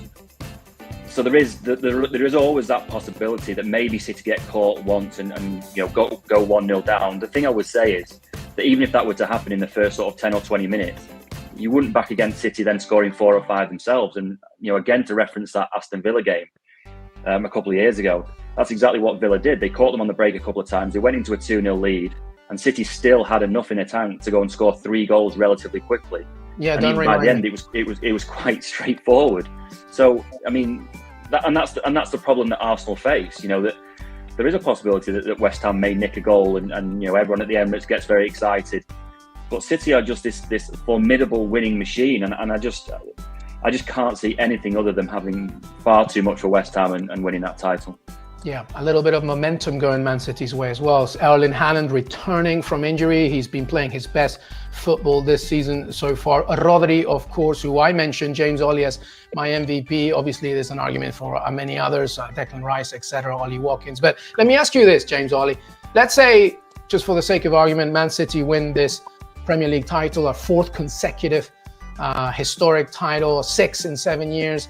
What should Arsenal fans make of the Gunners ending second for a 2nd consecutive season? What would you paint that picture for them if they indeed don't win the Premier League title? Well, although positionally it doesn't look like it because they finished 2nd again, it's undeniable progress because of the way they've finished 2nd. They've handled the pressure way better than they did last time. They've kept largely playing their football. They weren't great at Old Trafford last Sunday. They didn't have to be, but we saw them win a game in a slightly different way. They took the lead through a nice piece of play after Casemiro gave them the freedom of Manchester to go and play their football. But they took advantage of that moment, and then they just sat off them really, and they were able, because of how good they are defensively. They could win games like that, and they weren't really able to do that. Probably not even last season. And I think if you think about the draw that they had at the Etihad, and I've seen a lot of people sort of say, oh, they missed an opportunity there for, why didn't they go for it when City were a bit depleted and they could have tried to win the game and they could have, taken advantage of the title race there and then. But people forget what their record was like at the Etihad. They would go there and they would get battered and although obviously we don't know the final numbers yet, it is distinctly possible that Arsenal will end up with the best defensive records. They might score the most goals, although I know City have obviously moved ahead in that now.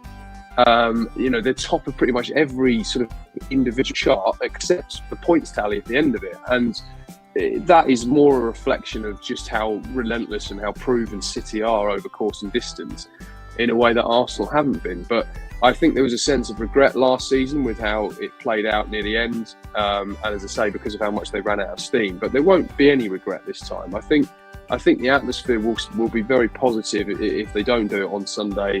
I think there'll be a sense of a celebration of how well they've progressed. The signings that they've made have integrated well into the team. They've got Yuri and Timber to come in, who will be the cliched, like a new signing for next season, and he is supposed to be a key part of what Arteta's trying to do with that team. So the sort of the evolution next is kind of there. With Timber, let alone what they'll hopefully do in the market in the summer, and they're planning to try and be proactive and aggressive once again if they can. So there is a momentum about them, even if they don't win it, that I think will keep the mood positive if the worst happens and City win the league. Right now, 27 wins for Arsenal. That's more than the Invincible season, by the way, and that's the most ever in the Premier League. And that's more goals already than last season, and they've almost halved the goals they conceded from last season. So progress indeed. Janusz Michalik, let's bring a little caveat here. If Man City do win, it is, on the shadows of the cusp of the 115 charges, which the club obviously deny. We're still waiting for that. But if City do win, is their dominance as bad for the Premier League as PL fans make it out to be in France or Germany? What do you think? I don't think it's even close. I mean, I didn't look at all the statistics, but if you look at Germany and Bayern Munich, right, for the most part, when they had the run, was it 10, 11, they won the title in January or February, right? If it was in March, it was very, very late. If you look at Juventus and their years as well, I mean, they were absolutely dominant, right? If you look at PSG, for the most part, when was the season over for them as well? And when you look at the Premier League, and there's been some seasons like the COVID one where Liverpool got it. It's been the difference. I mean, it's not all that much. I mean, they've been pushed last season by Arsenal, a couple of times by Liverpool as well, right? The biggest one I think was maybe, and you guys can correct me, was when Manchester United came in second. That was big. So really, they are being pushed, and the margins are very, very small on a couple of occasions. So I don't necessarily think that it's a dominance comparable to the one of Bayern Munich, PSG, or Juventus, in my opinion. Not even close. All right, well, it's a massive championship day for both teams. The destiny is in control of Manchester City. Let's get to predictions, everybody, but I'm pretty sure it's going to be boring ones because I think I know where everybody's going. Janusz, very quick, what do you see here? Just 2 wins, one for Arsenal, one for Manchester City. And City win their title. Rob Dawson. Same again, 2 home wins, City win the title. And James Ollie. Say something different, James. Go on. Maybe you'll be the lucky one. I think that one of Everton or West Ham will score first. I mean, I don't even think that. I genuinely don't even think that. But let's put it out for the sake of variety. Let's say one of those two are going to score first, create a scare, and then the 2 expected teams will win. Well, there you have it. Well, I have mine. Ready? This is a shot. No, Man City's winning this. Come on, man. It's ridiculous.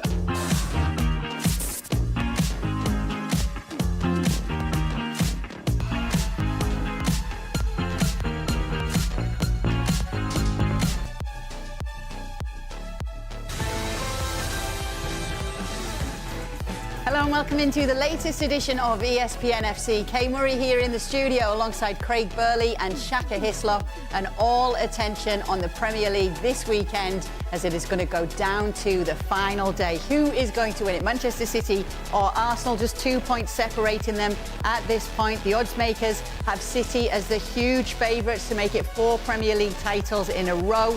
They will be hosting West Ham. Arsenal host Everton, and we do have 2 former Arsenal players with us right now in Kieran Gibbs and Stuart Robson, one of whom will be devastated if Arsenal don't win it. One of whom is banned from the ground. Exactly. Just let's get that out there now. We don't hide anything on the show, right? There's no secrets on this show. No secrets at all. So because of that, let's go to Kieran first. Any hope at all, Kieran, for Arsenal from you? Oh, there'll always be hope. There'll always be hope up until the final whistle's blown. But it's a shame that it's West Ham of all teams. I think they're probably the worst 2 final games in this situation to have, because it's not like West Ham would prefer Arsenal to win the league over Man City. And it's also a shame how things unfolded last week. I think no matter the outcome, it's a bit of a sour ending. But I refuse to let this painful title race mislead me from the fact that Arsenal have been outstanding this season. I think you can take nothing away from them. It's a proper team right the way through the club now. The way they've combined all aspects of the club. I think it's been fascinating from the owners with the commitment financially to the manager and what he's done with the squad, to the medical staff, with keeping the players fit. You can see how many teams find it hard to compete with Man City. So I think it's still a proud season, an amazing season from the Gunners. And that was a party political broadcast from the Arsenal. Hey, you're going to get your wish, Kieran. You said all season, you've said you love to see Arsenal just been behind under the radar. That's certainly where they are. Come on, maybe a bit late though. Yeah, I'm happy to take a double or quits, by the way, with Stevie if he wants it. Next season. Anybody, that man's never winning a bet with anybody. Don't worry. You can throw anything on it. You can play any card for him. He'll snaffle it up. There's something there in London. It's not over. You're absolutely right. It's not over. Kieran's talking about West Ham fans wanting Arsenal to win. We've just come off a week when Tottenham fans are saying, come on. I disagree a little bit, although it might have been tongue-in-cheek. The worst-case scenario is having Sheffield United, Burnley or Luton are all relegated. I mean, Luton are going to have to score like 15 goals, you know. So they're having West Ham in some sense, although I was looking back earlier on in my deep dive preparation for this show, as always. I think it was 2015 is the last time West Ham have been up to Manchester, the Blue Half, and got a victory. So it doesn't sort of bode, unless I've missed something, and I didn't have my glasses on, so I might have.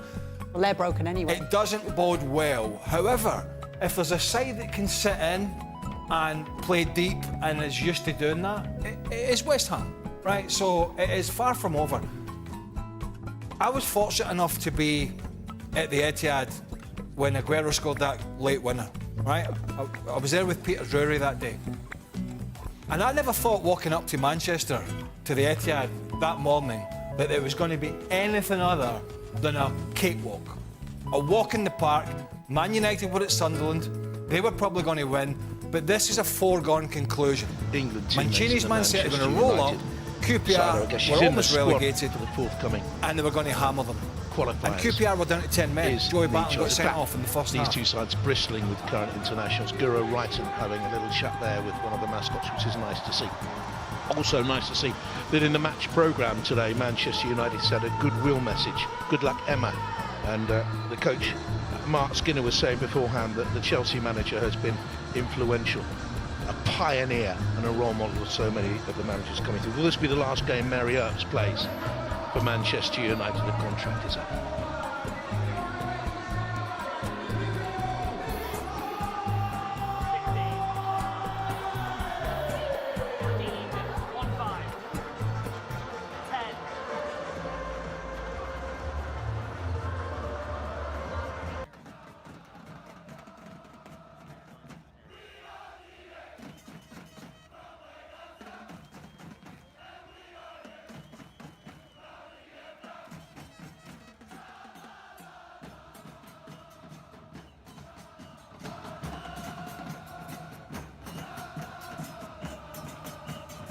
Have 17 victories should it come to that.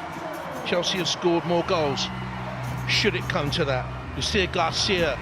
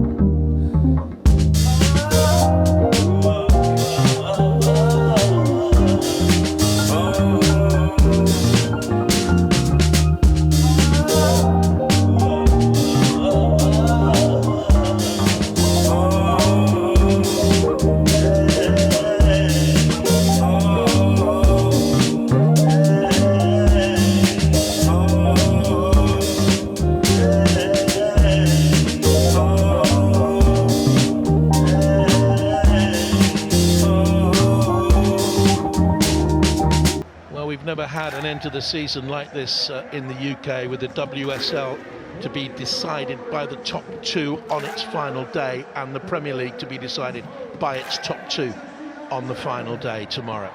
It's some weekend and it starts right here. Will Chelsea hold their nerve? It all looked gone for them when they lost that game at Prenton Park away at Liverpool. They bounced back with a thumping win against Bristol City 8-0. That improved their goal difference, took them above Manchester City in that respect, and then they beat Tottenham in the week. They had to grind that out. Have they got the players? They've certainly got the experience. Have they got the players to deal? In the air, though, against Manchester United's weapon up there, she showed that again at Wembley, how devastating she can be at set pieces. Rachel Williams, she took her goal tally to 11 this season.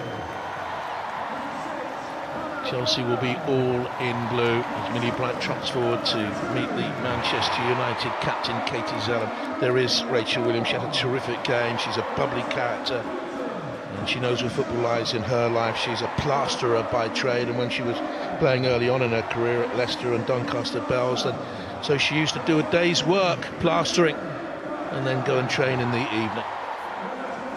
Jess Carter there you see on the far side, back in the Chelsea starting lineup. It is an interesting combination with Macario and Ramirez up front, the Brazilian and the Colombian. Macario moved to the USA and took up the USA shirt later on in life. She moved when she was 12, and Ramirez, who's a current Colombian international, picked together by Emma Hayes. Will they be outnumbered in midfield if they go 4-4-2? We'll wait and see. Maybe that one of those front two drop in. They'll need to, because Manchester United, I presume, will be 4-2-3-1. And the referee is Rebecca Welsh, very experienced, taking Premier League games in the men's game this season. I'm not afraid to pull out a red card in one of those, sent off Billing for Bournemouth against Forest. And she will call the players together, and it will be Chelsea who kick us off and underway, but I believe the players will take the knee first. Indeed they do, as the WSL sends out a message on its final day in the battle against racism and all social injustice. And it will be Chelsea all in the blue on the final day of this dramatic WSL season who will kick us off and underway, at the top of the table for most of it. But will they be pipped on the final day? It is in their hands, and they have a throw-in immediately, and the throw-in will be taken by Niamh Charles. League ever present, she missed one cup game. Looks in the penalty area for the little touch off there then, with the running of Ramirez, tall and powerful international. You may see a shot of a medical bandage she has on her leg, and she's in there now to pressurise Millie Turner. Out came Mary Earps to gather.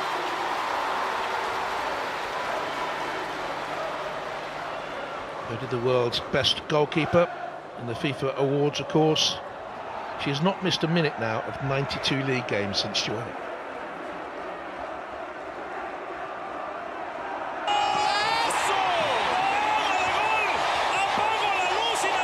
Williams dropped deep for Manchester United. Garcia down the line. Chelsea have it. And when they have it in midfield, they'll inevitably have it with Erin Cuthbert. Right. That's forward with the run of Guro Reiten. No one in the middle quite yet. That's a decent crosser, and Chelsea lead after just a minute. Myra Ramirez back in the side. What an impact. Not a flicker of emotion. What a start for Chelsea. And it puts another goal between them and, of course, Manchester City. Reiten timed across to perfection. And Ramirez with the run from deep just held her run, so it looked as if Brighton didn't have any support in the middle. Then in she went. Perfect cross, lovely header, 1-0. The reigning champions and league leaders are closing in on another title, but there could be many a slip twixt cup and lip before the end. What a start, just what they needed.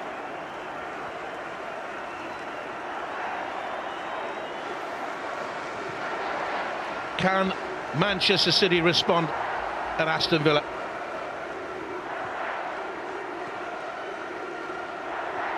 Riviere, who played at Wembley last week, back to a goalkeeper. And now Millie Turner. League ever present last season and this. Toon just about kept it in play. Looks for Williams. Bustling forward from the heart of midfield was Nelson. Now Garcia. And that's all the way through.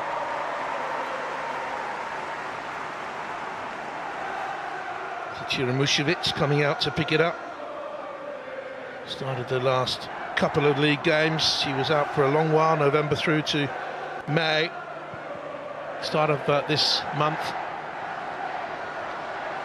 That's a foul. Ramirez this time has fouled Millie Turner.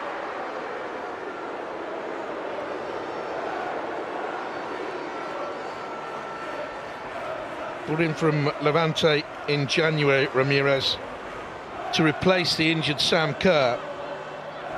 That's only her 4th goal in 13 appearances. Local WSL signing, according to reports, £450,000 sterling.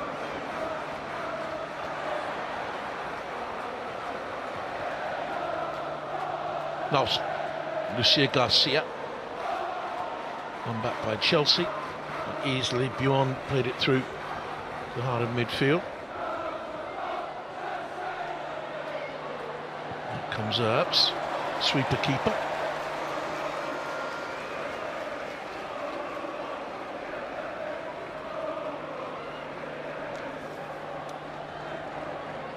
Well, it was a talked about decision, not controversial, because I don't think many people would ever want to gainsay Emma Hayes, but it was a talked about decision, bringing Ramirez back in from the start.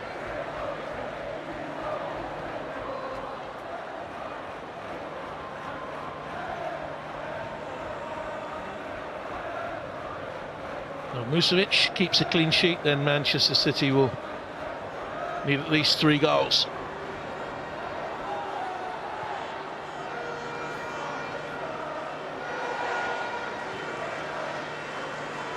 Carter. If it's equal on goal difference, the champions will be decided on goals scored, matches won, and the playing record against each other in that order. Chelsea have scored more goals as well. Here's Riviere. Again, the challenge by Charles. A little bit fortunate perhaps. Toon stretched.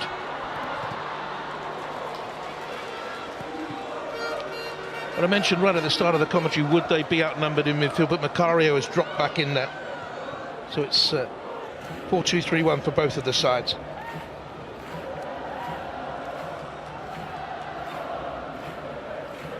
Zeller.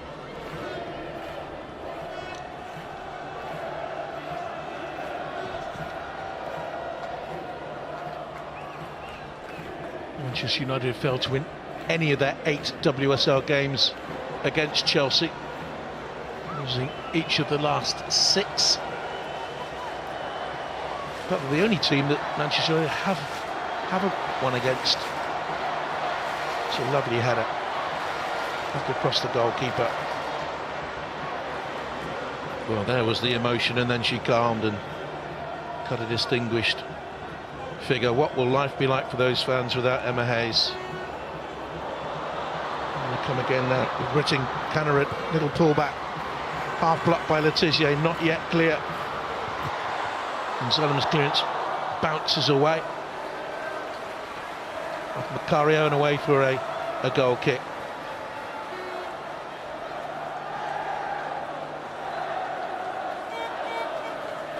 It was promising for a second.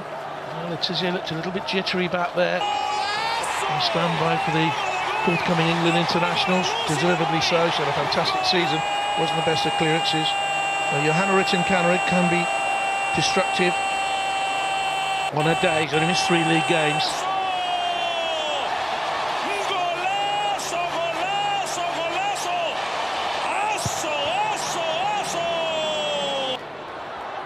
Leupolz with the header. Once again Ramirez. Ritton-Cannerit in here for a second goal for Chelsea. 2 up inside 8 minutes, and the title is heading back to Kingsmeadow as it stands. Outstanding start, and Manchester United have simply been blown away.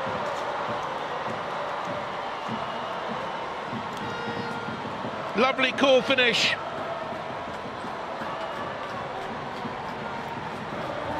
From Earps. Goal kick, she got underneath it perhaps a little bit too much. Lurpox with the important header. And this time Ramirez plays a big role in creating it.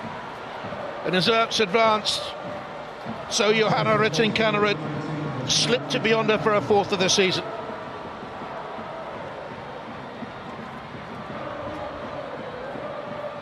Lovely little dink past the goalkeeper.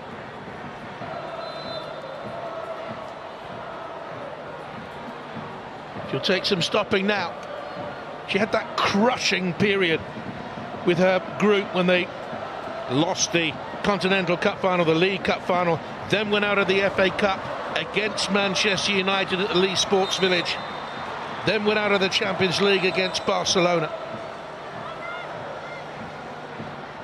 And I think the jubilant scenes of the Manchester United players after that cup victory, some say over jubilant, sparked Chelsea on to this sort of start.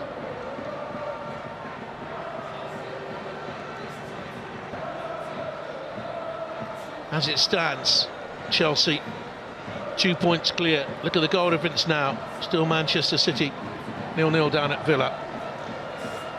Ramirez in the 2nd minute, Kanerud in the 8th. What can his team do?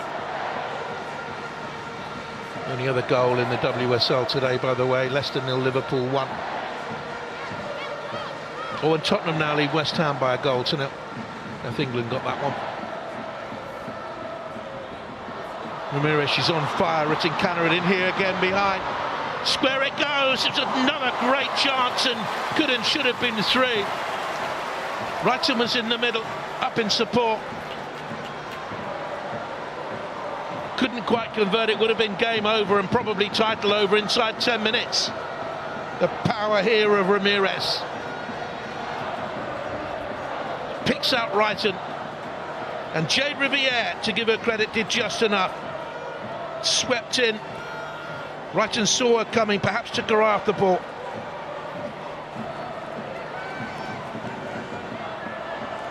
They cannot handle Mayra Ramirez.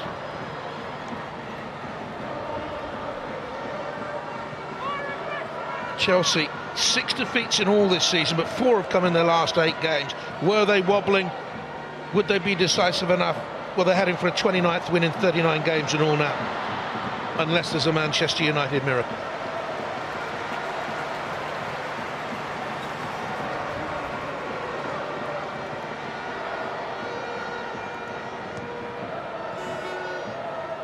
Don't forget it, anything happens at Aston Villa, we will endeavour to tell you about it, show you it.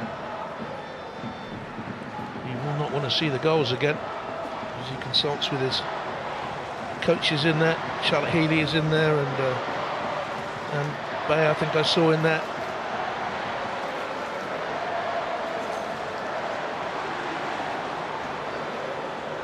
Ramirez. Ricochets to Wrighton. The ball is on here for Charles. Manchester United chasing ghosts at the moment. Wrighton's pass was intercepted by Lucia Garcia. Skips beyond Lurpots and passes it straight to a blue shirt in the shape of Jess Carter. Another side in the last 2 games off the bench, but she's only missed 1 league game. England's Jess Carter, who's in the forthcoming squad, as is Millie Bright. For England, that is. Rytting-Kanerud. It's from Makaro. It is all Chelsea.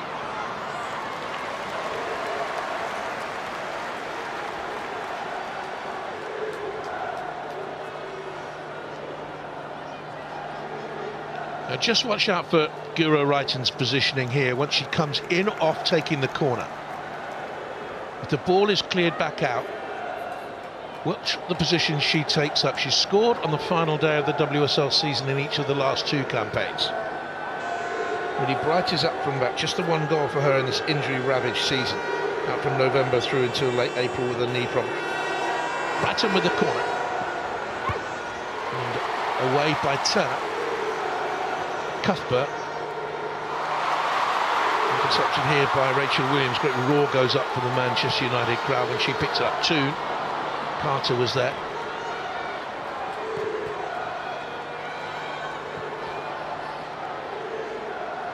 to dig for themselves a little toehold in the game here, Manchester United.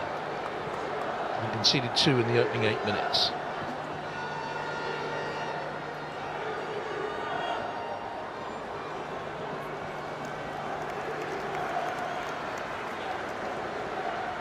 Zalem, then to Millie Turner. Yeah, plays wide to Toon and takes it back. The Canadian international. 4 years in a row now that a Canadian international has picked up a FA Cup winners' medal. And the player involved was Jesse Fleming, who of course was a Chelsea player until recently.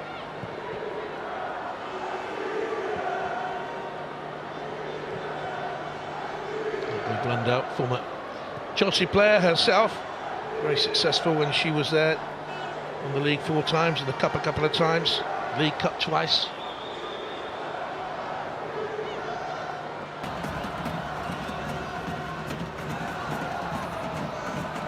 Manchester United already lost 6 times in the WSL this season. That's their most defeats in a single top-flight campaign. And once again they've given away possession. Macario has it. And Ramirez goes out wide, but she's offside.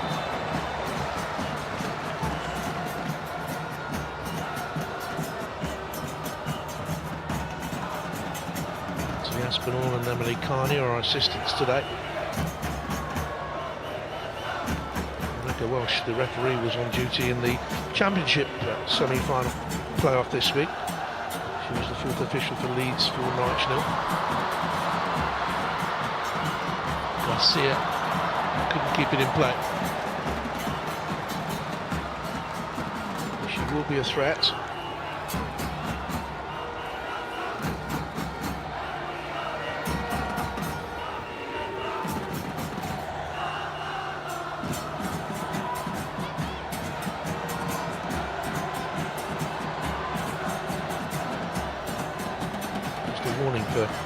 Chelsea fans, Manchester United haven't failed to score at home this season. And for Manchester United fans, Chelsea are unbeaten across their last 8 WSL final day games.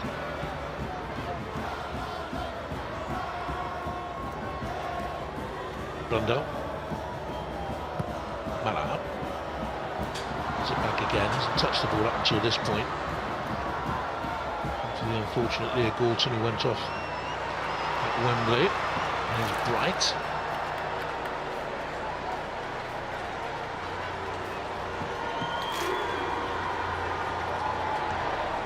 A couple of clean sheets in their last 2 games, in fact 4 in their last 6. Letizia wanting movement. Riviere. Nelson back to her, let it run on to Garcia. Better option would have been the pass into Riviere. She held on to it and in the end lost out to Charles with the challenge. Just a throw.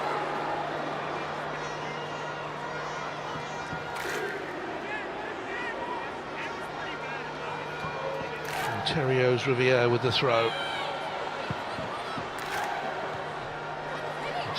With the header there.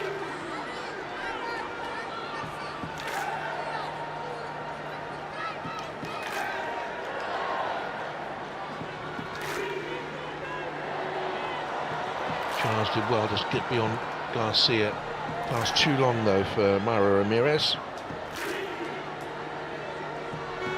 Hard afternoon for Maya Letizia and Millie Turner if Ramirez goes across and plays on her.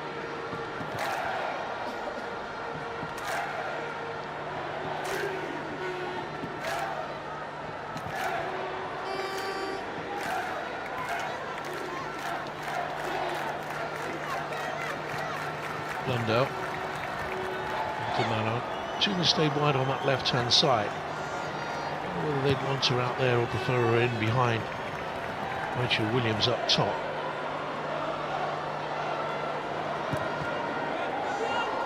Lucia Garcia. Manchester United beginning to get into the game, but it's very adventurous and demanding ball to play to Riviere. And scuttling across to clear was Natalie Bjorn.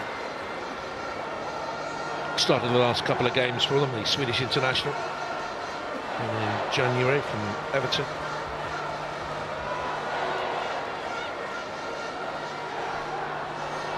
It's a good throw. And it was an adventurous run in there by Lisa Nelson, who had a very good game at Wembley last weekend. Proved as the game went on. It's a corner here for Manchester United. Started their last 10 games as the Norwegian international. In the club for just over a year.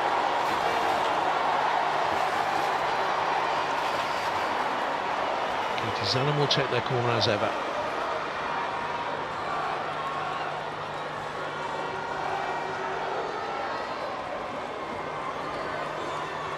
Was in there, Turner was in there as well, and it comes a little flick to it, just touched the top of the bar from Maya Letizia. Lovely glancing header. They're not out of this. Allowed to come away from Jess Carter. And their Achilles heel in recent weeks has been their defending at set pieces.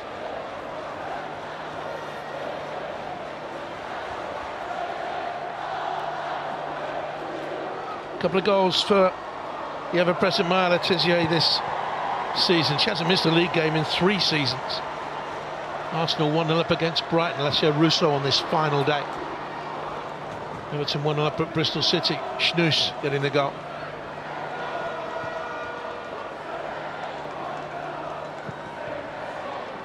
Bright clears it away. Manchester City haven't had a breakthrough at Aston Villa. It's still 0-0. Now here's Ramirez. Chelsea in the box seat for the title.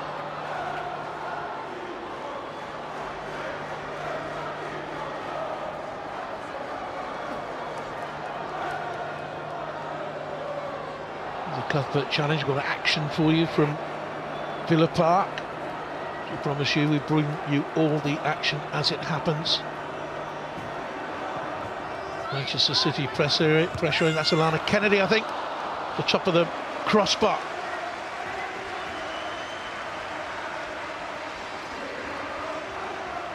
Rose high. Keeper came, didn't get there. Manchester City needs something. It's 0-0 there as they come close. But not close enough. It's Chelsea's title to lose. This is Katerina Macario.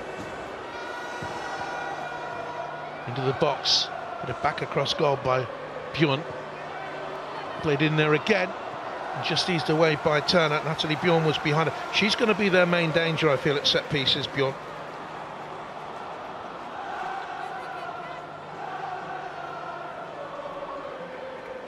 There's a goal at Villa Park. Let's see what's happened down there. They came close moments ago with a header off the crossbar. And that's in towards Mary Fowler, and Manchester City lead. And Aston Villa 1-0 to Manchester City. In comes the Chelsea corner. So both teams doing what they have to do, win. But Chelsea's goal difference is 3 better than Manchester City's at this moment.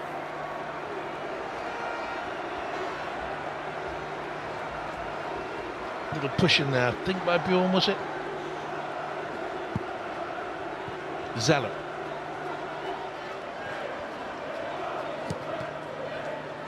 It's a day for twanging nerves. Macario trying to find Wrighton. It's a foul as Garcia made a back there. 50 tumble for Leupolz.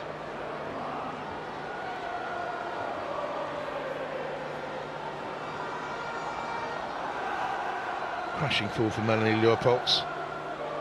Professional footballer at the top level with club and country. Having been away from the game from December 21 to March 23 on maternity leave. Mum. But there is room in women's football these days for mums to play. The development of all aspects of the women's game in the UK has been dramatic. Healthy development. Macario will take this free kick, the USA international from São Luís in Brazil origin. It's a lovely free kick to the far post and well defended by Garcia.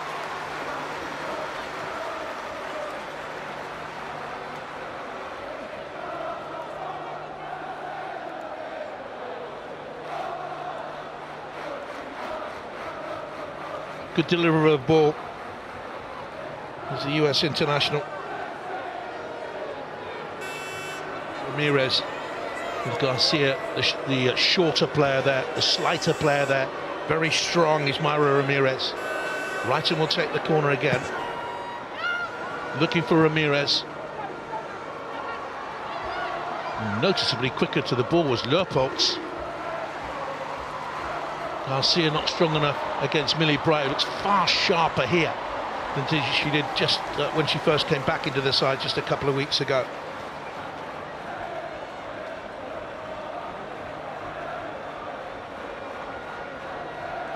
Real leader, has emerged as a leader for her country as well. Riviere. Chelsea 2-0 up at Manchester United, Manchester City 1-0 up at Villa. Free kick here. Let's just here on Ramirez. She has been an absolute powerhouse. Got there first.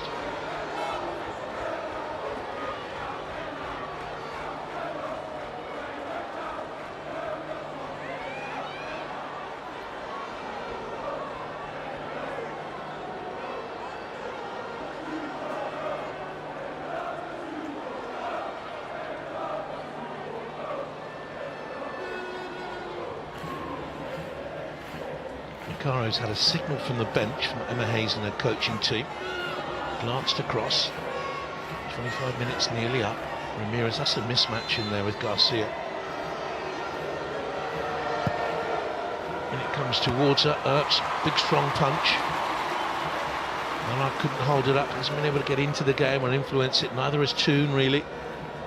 It's been all Chelsea so far. This is a good one on the outside, but the cross was disappointing. Warren with the run.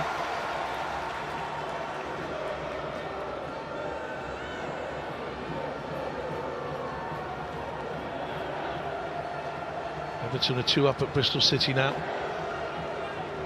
Arsenal 2-0 up against Brighton, another one for Russo.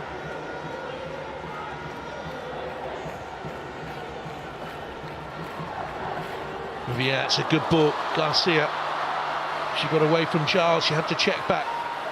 Good recovery from the fullback. Zelen with the cross in, looking for Williams with the touch on, well defended by Carter. She was aware that just behind her was Mallard. Here's Blundell now. Toon, everywhere she goes, Cuthbert is not far away. Williams holding it up superbly. Garcia. Riviere on the outside, but couldn't get the pass through because Charles was there to block. Had a fine season, Lee Charles.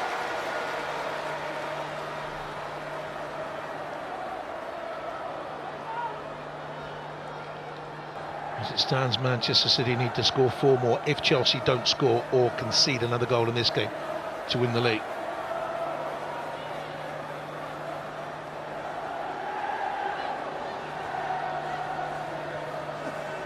Charles looks for Leupolz. This will be her 4th league title as a Chelsea player. Ramirez, a bit fortunate there. Leupolz. By Riviere. Zelen, the touchback is an offside flag. And here in the wide position.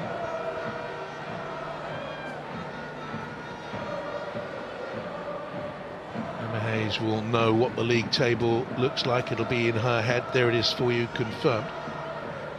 So as we were in terms of points, Chelsea have extended their goal difference gap. It's now 3.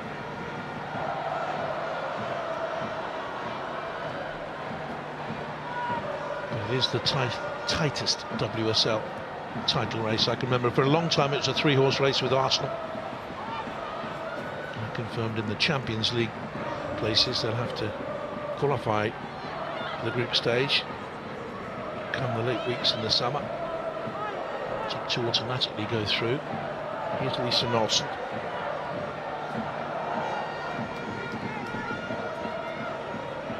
Riviere, so a little bit short there by Maya Letizia.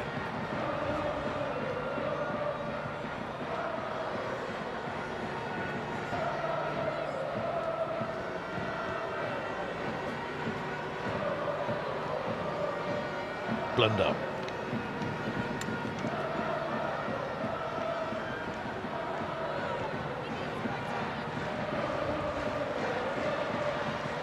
It's Adam now for Manchester United. Unbeaten in the last 5 home WSL games since losing successive matches to Manchester City and Liverpool at the end of 2023. They've only lost 3 of 27 home league games since the beginning of 2022, but they're up against it here.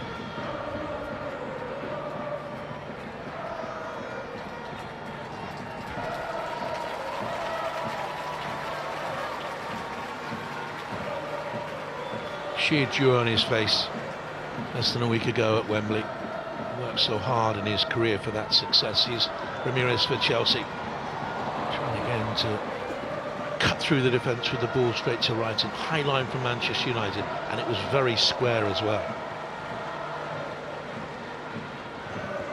Zellum. Mallard. Pokes is there, covering a lot of ground. Pass that wide to Richard Canary wasn't great. Ramirez finds her, or does she? No. Turner is there. Manchester United 0, Chelsea 2. Manchester City 1-0 up against Aston Villa, and going close again, I hear. Let's see what's happening down there at Villa Park. Fowler, who scored one of the goals in. This is Lauren Hemp. Good block. Could have been 2. That would have made it very tight at the top again.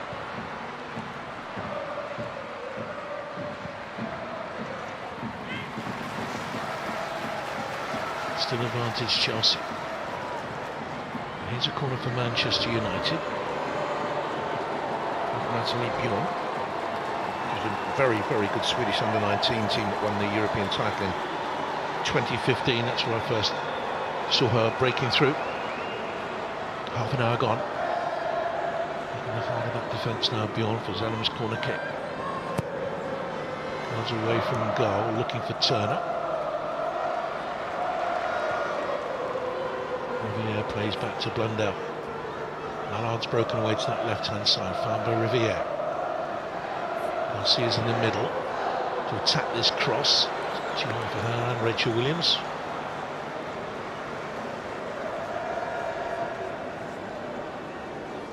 Approaching 100 goals in her career now. Rachel Williams, 4 goals short.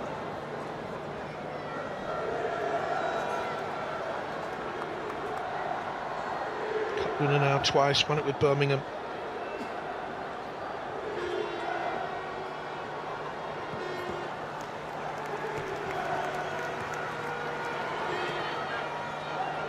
Chelsea team that must win.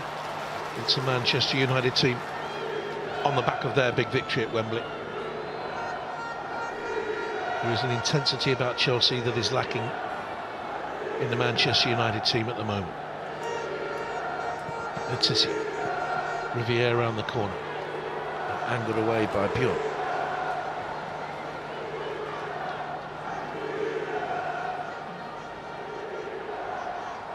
Perfect opening here for Chelsea with the Ramirez goal. In the opening 2 minutes, and this was the second Ramirez into Ritin Kanarit. Tickled in the finish, lovely. The 4th of the season. Ramirez with her 4th as well.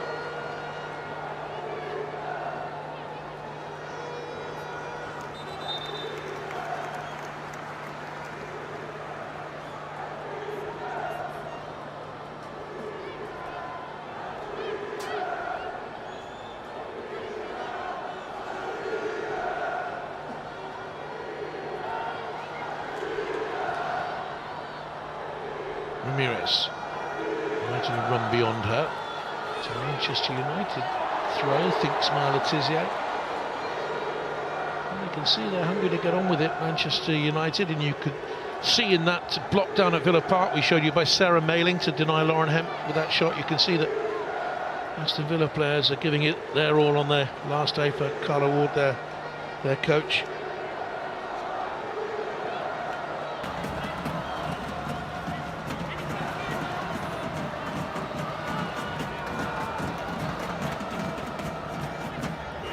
Charles. Last day for Jennifer Foster as well, isn't it? The interim Leicester manager. She steps down from the job today. Steph Horton's last day with Manchester City. What a wonderful player she is, but she retires.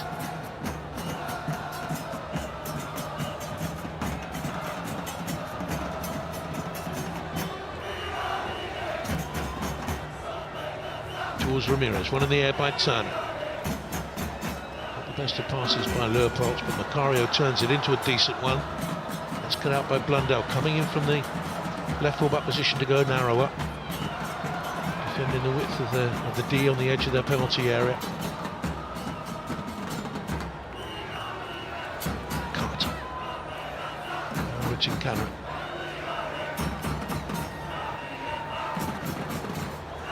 Leopold's allowed to get there first. There's that intensity. Just looking for Ramirez. Cuthbert with the shot. Blocked by Nelson.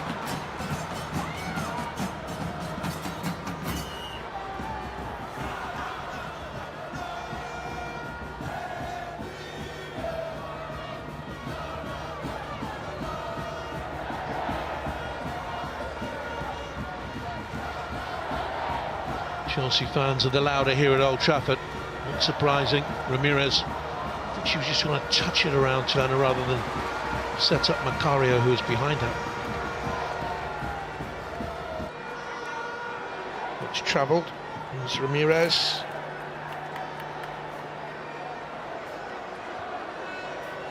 She was at Brazil with Fortaleza.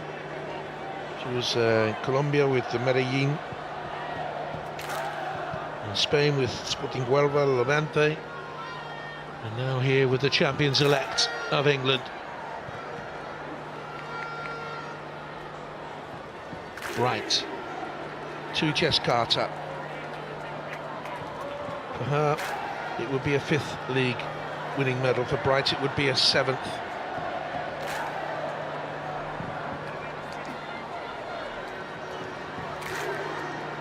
Header on by Charles. And they're inside an hour now away from winning the title for a 5th year in a row, which is a WSL record, not a record for the top flight of English football. Arsenal won it 9 years in a row in the fledgling days of the women's top flight.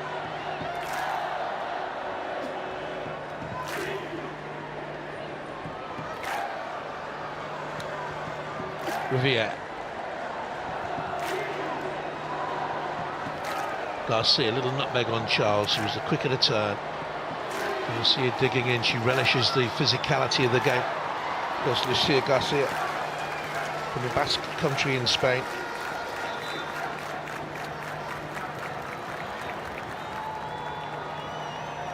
Macario's gone down for Chelsea. 2-0 up. We get Manchester City 1-0 up against Aston Villa.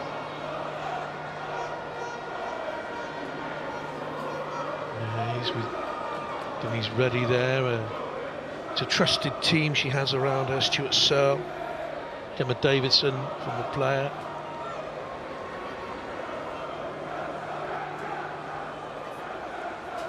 Thigh problem for Caterina Macario.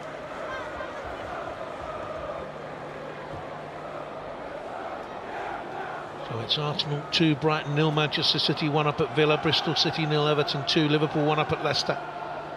And Tottenham 1, West Ham United 0. Let's go back to Villa. What's happening down at Villa Park?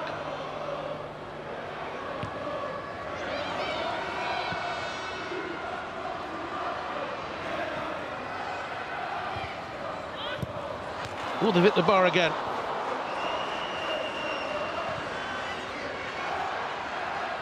Twice now they've hit the woodwork. And it remains Manchester City 1 up at Aston Villa. That won't be enough for them.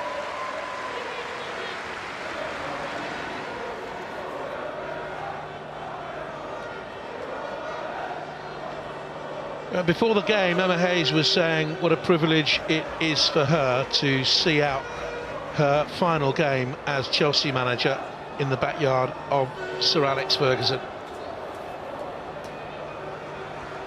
Watching on, the great Manchester United manager.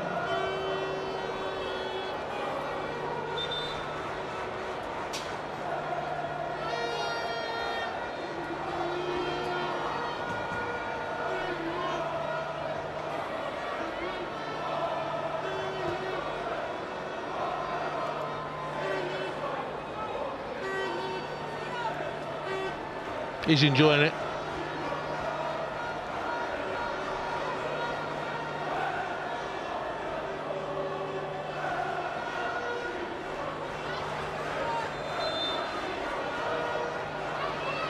Hit the bar for Manchester City down at Villa Park, by the way, was Brinkilde Brown, who came on in that game for Laura Coombs after 14 minutes.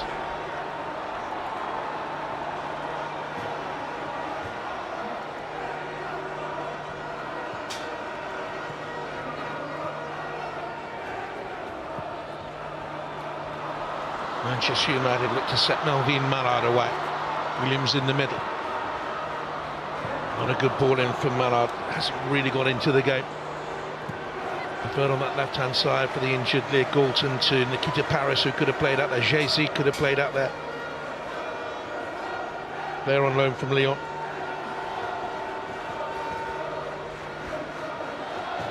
She's a left side forward, but I think she would like to be in a more central position to influence. Only by lower pots from the poor pass, wasn't it?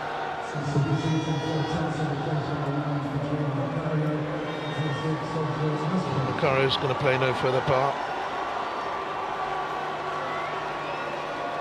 Went down with that thigh injury, and Nishkin will come on.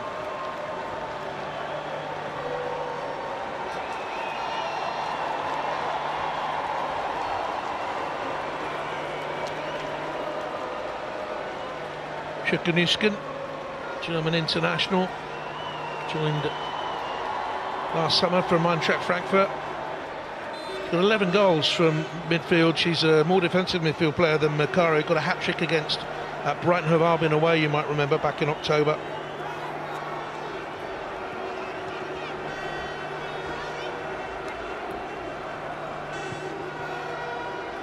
I think she'll sit a little bit deeper, maybe.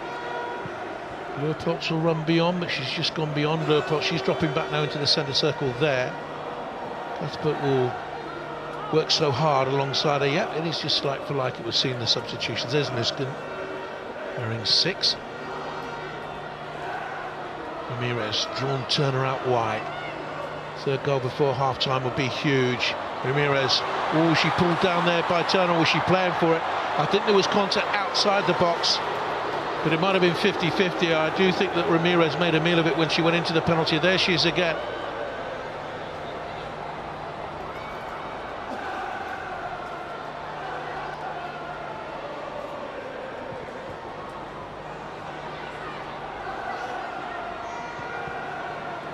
Bjorn, Januskin, and now here's Charles.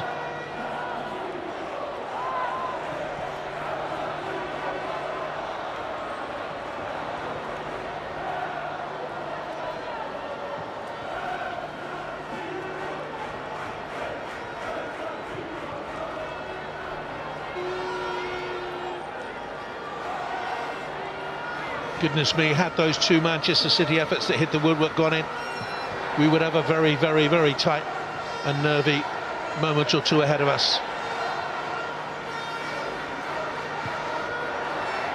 Carter then back to Millie Bright, 237th game for Chelsea. She gave the manager this commemorative vase this week from the players. They also signed a special tracksuit that Emma Hayes is wearing, signed by all these players that she's coached in the past in the current group, and that she presented the players with a commemorative ring for each of them for the role she has played. She's very close and very fond of this group of players.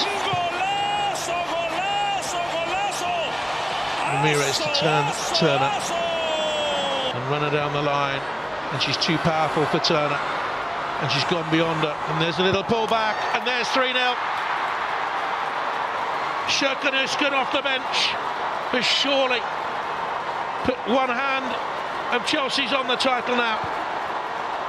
It's a brilliant run from Ramirez, who scored one and has created two, and Chelsea are 3-0 up.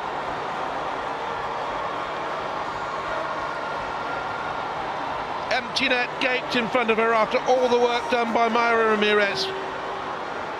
Again down that left channel. Moments ago she had a penalty appeal turned down with this sort of run against Turner. She's simply too strong for Millie Turner. Bulldozed into the box, had the awareness to pull it across, Brighton stepped over it. Brighton aware that Nuskin was behind her, and it's 3-0 Chelsea. What a half for them. 3 shots on target, 3 goals. I think Nuskin shouted to Guro Reiten. Look at the power here of the earlier run. That's where she felt she should have had a penalty. That's not a spot kick for me. But moments later she powered beyond Turner to create the goal.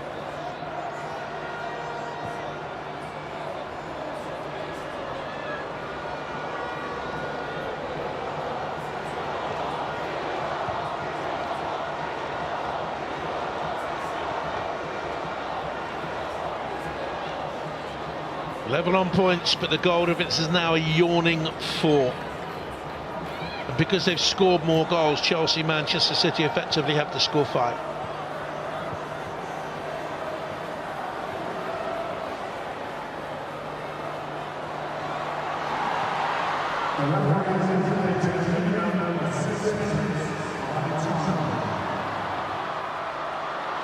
Mallard.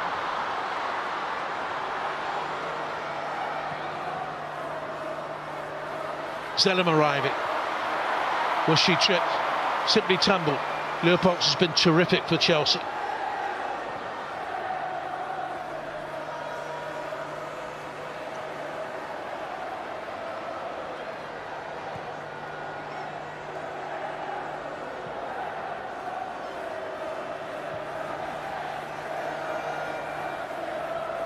It has been a strange week. In midweek, Arsenal's men needed their help from local rivals Tottenham in the Premier League title challenge. They didn't get it, and today Manchester City, well, they needed help from Manchester United, their local rivals, to boost their WSL title challenge, and they're not getting it at the moment.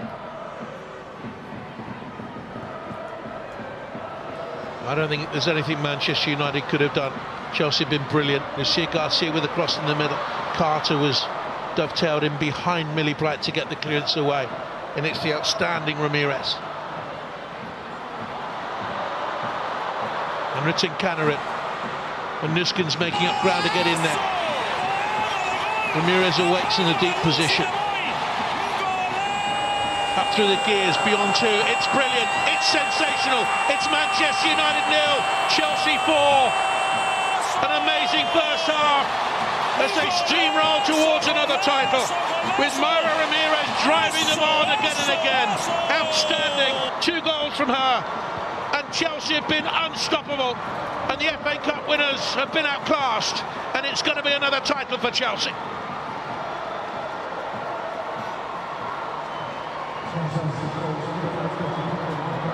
Absolutely magnificent.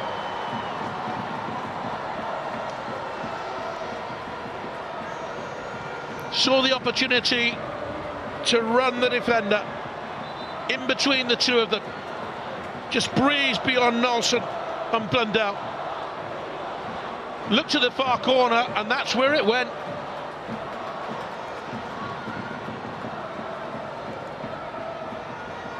Superb execution. And final day delight for Emma Hayes.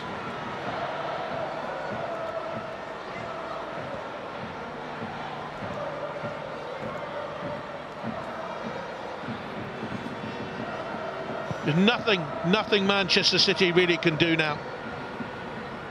And critics will say Manchester United didn't turn up because perhaps they were basking in the glory of last week's FA Cup success, but I don't think any WSL team could have lived with Chelsea in this form.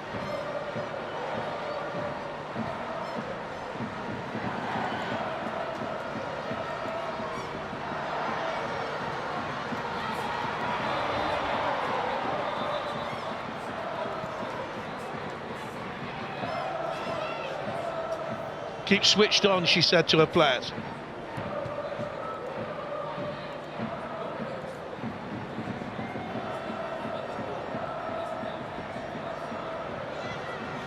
Mallard.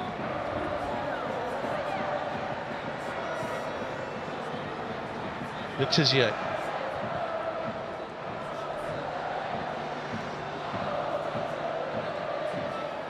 Leopold.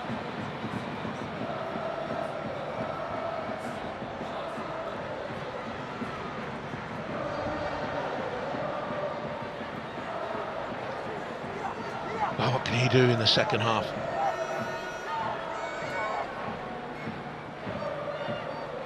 Not the best of passes. Turner had to rush to get there, and now finds Hannah Blundell.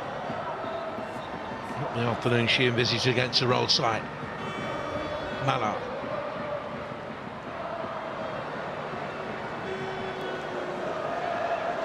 Leopold wants move ahead of her. Nurskin.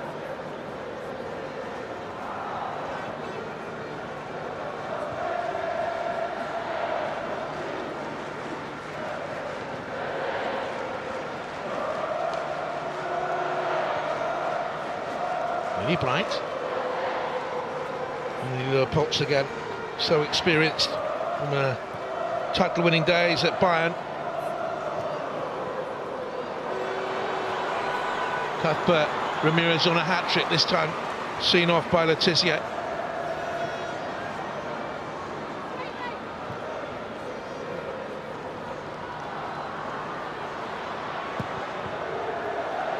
Big heave-ho for Millie Bright.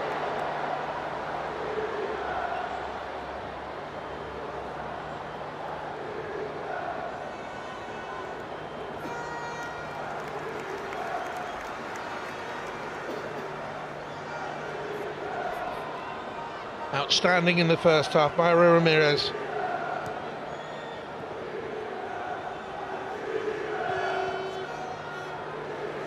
Celebrates her birthday in a week's time. Will turn 25. Toon, Zellum.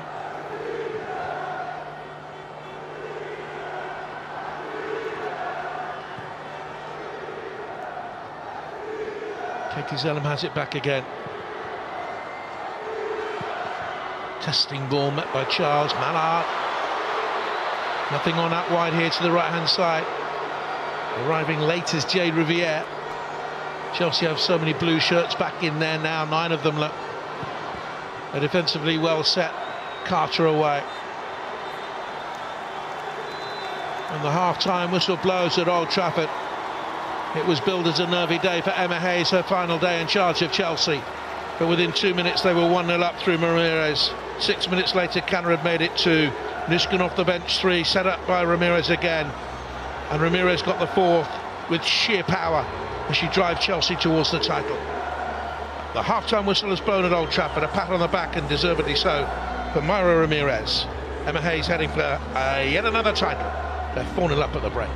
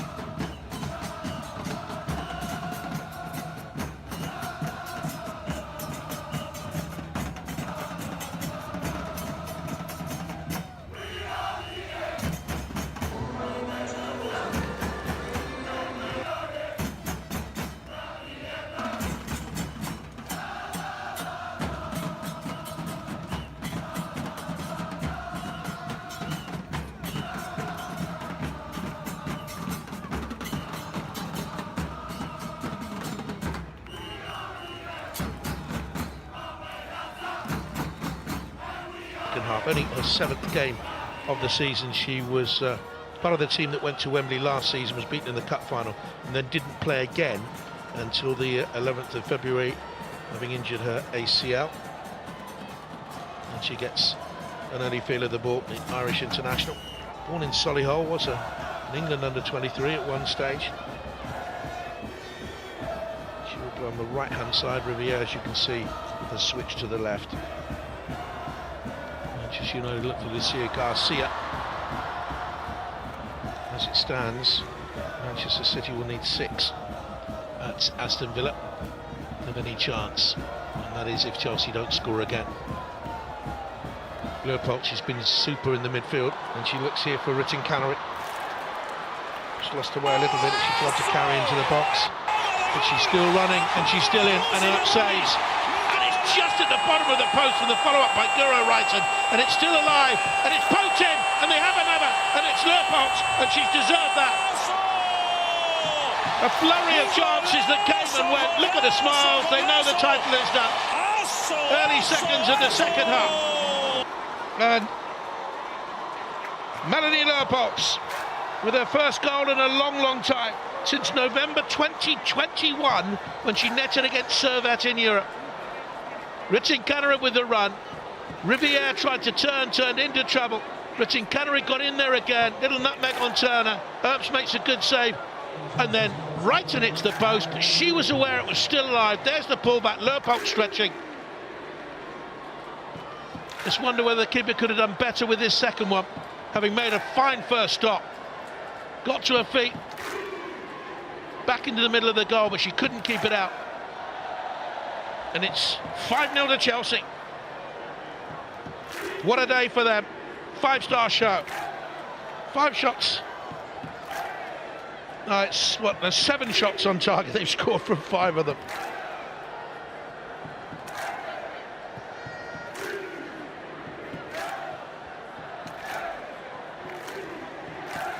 Well, they will end up with silverware again, having gone out of the Champions League, the Continental Cup beaten in the final, and the FA Cup to Manchester United.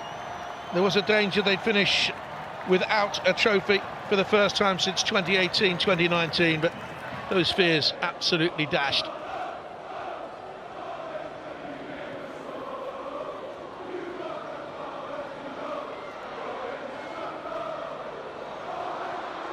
Laid back then by Bjorn, and they have saved one of their best performances of the season, if not the best, and I include Barcelona away in the Champions League for the very last day.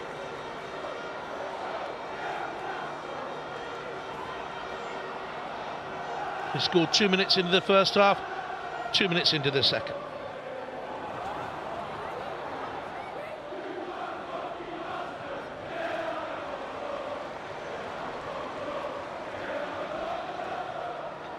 Calmer now.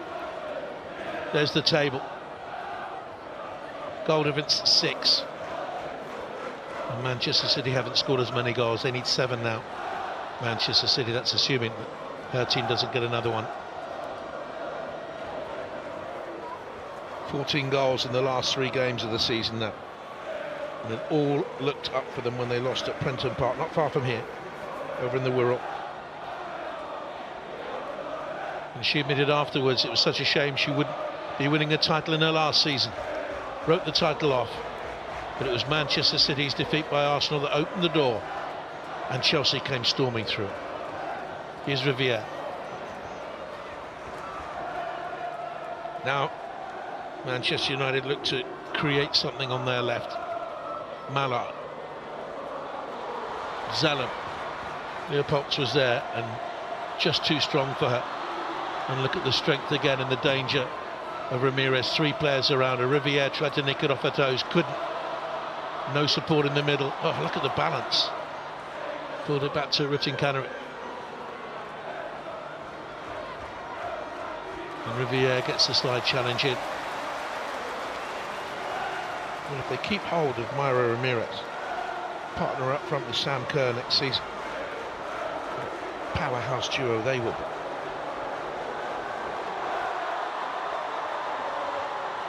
Riviere stopped her on that occasion. but she's been far too good for them.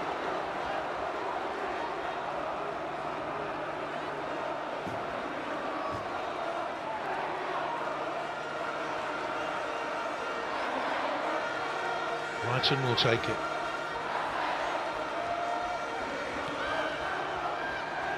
Uses Cuthbert. Sanchez Riviere. Winded with the cross there that hits her in the midriff.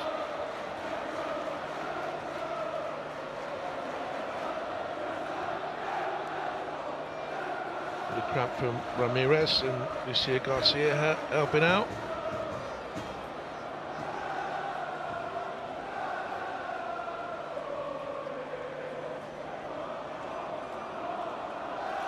Riviere took a chance, didn't pay off.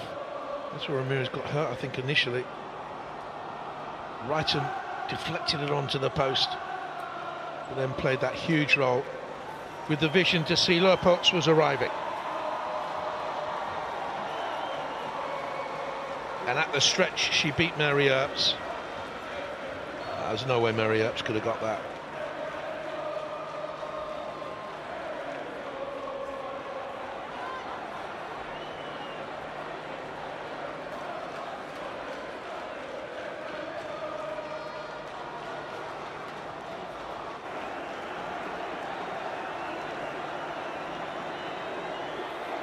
I just wonder whether or not they will risk Ramirez from this moment on.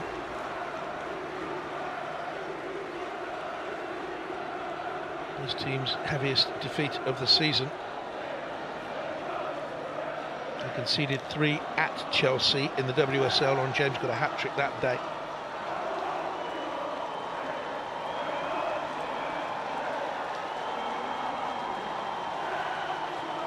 This was the first of her goals.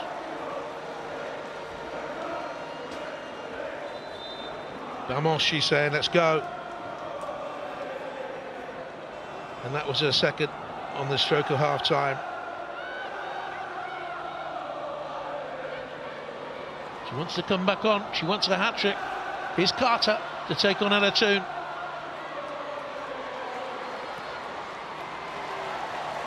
Cleared away by Manchester United's Player of the Year. Jointly won with Maya Letizier. Everton are 3 up at Bristol City, by the way. West Ham have levelled at Tottenham 1-1. Liverpool still lead at Leicester 1-0. Arsenal 2-0 up with the 2 goals from Rousseau against Brighton. Here's Cuthbert. And the big one that matters, but does it matter a lot now? Aston Villa 0, Manchester City 1. Good carry by Lisa Nolson. But look at the press by Chelsea. There were 5 players on her. If you let Nolson and Katie Zellum dictate, choreograph Manchester United, they can be so dangerous. But if you press and carry away from them on the transition, Manchester United can be suspect. And we have been today. A little push on the back of Sherkanuskan. Can't remember the Manchester United centre-half pairing looking as uncomfortable as they have today.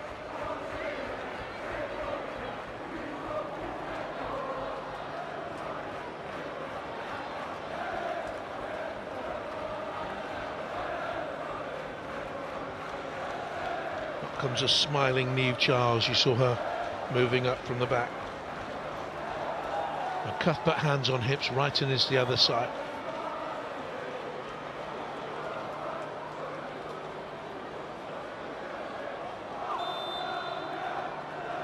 It's going to be Wrighton to hit it. Hit Zellum in the wall. Nearly a fifth of the goals Mary Earps has conceded this season have come today.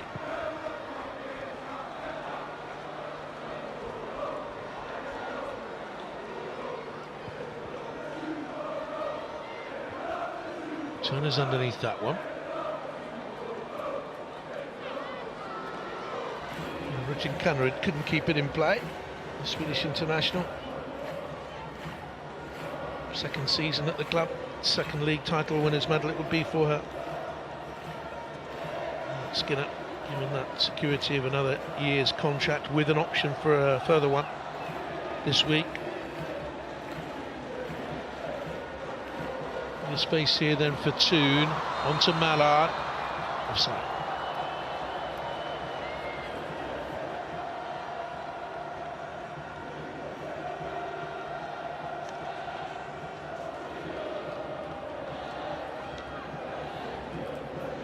But too early.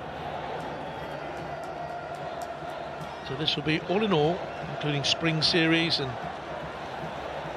the like, a 7th league title winners medal for Emma Hayes. Not quite matching that great man, but she's been as dominant in the women's game as he was in the men's. 5 FA Cups, 2 Continental Cups, Community Shield as well in there for Emma Hayes. And this magnificently dominant run they've had. Millie Bright snapped into that challenge. And she'll be delighted to see Millie Bright coming back to sharpness and fitness with England's forthcoming game. She named her in the squad this week. And indeed Chelsea are taking no chances with Myra Ramirez. 2 goals. Player of the match performance, you would think.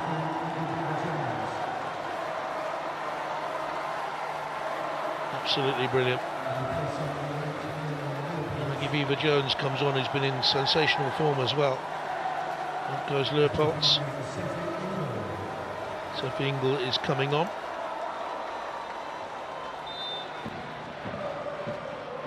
Sophie Ingle, OBE, 200th game for the club. In her 2 spells, and heading for a 5th title.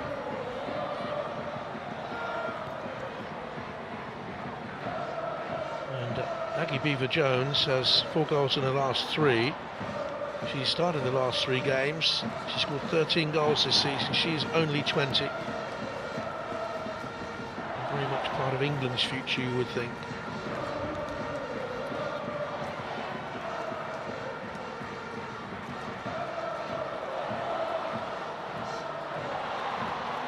Breaks here for Cuthbert. Richard Canner had got goal side of young Jade Riviere, steps inside. Up to the back by Letizia. Challenged by Garcia was a little bit too forceful.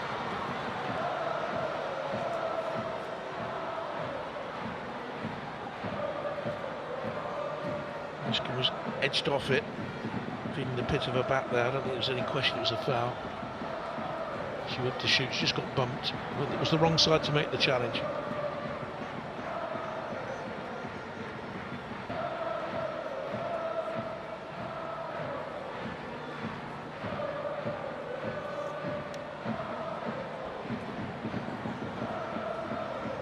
It'll be a 7th successive win for Chelsea against Manchester United. 9 unbeaten in the WSL against them. And surely the most emphatic of all of their victories. Cuthbert with a little hit.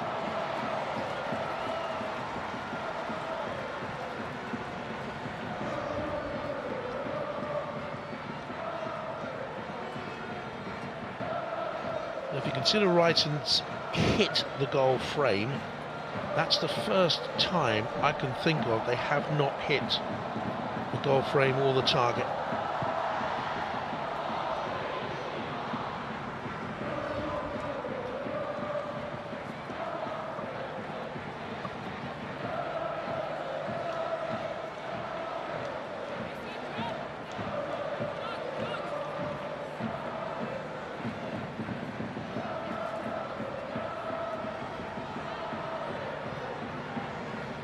An hour played at Old Trafford.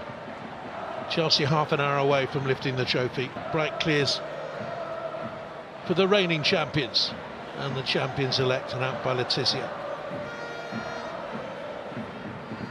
Sophie Ingle ambles across.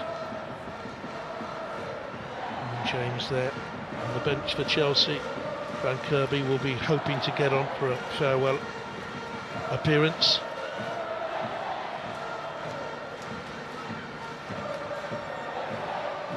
If they'll risk Lauren James with those England games to come. The future USA manager will be thinking about that. Just the last couple, Lauren James came back against Tottenham, a 10-minute roll. Carter keeps it. Cuthbert. It's in Cannerud. Rivier's there with her. Just looked a little bit of strength in the tackle sometimes, the 23-year-old Canadian international. Might has been more forthright in challenges. She's the player I think that Chelsea fans will want to see as she comes to the end of her career at the club and takes stock of where she's going to be. She's 31 next month, is Van Kirby. It seems like yesterday since she came through with England in Canada in the 2015 World Cup finals. I was lucky enough to be very close to the team in those finals, and indeed in the Netherlands a couple of years later in the Europeans, and very close to the team again in the World Cup. And to see Frank Kirby come through and pick up now 70 England caps and win 5 titles and 4 FA Cups and 2 League Cups has been quite an honour, I can tell you. And girl from Reading who lost her mum early has fought against 1 or 2 problems. And here come Chelsea again, looking for another. Eva Jones tried to lay it off to the left and couldn't do it. Cuthbert looks still full of work. Industrious, was dumped to the ground. Leaf Mania.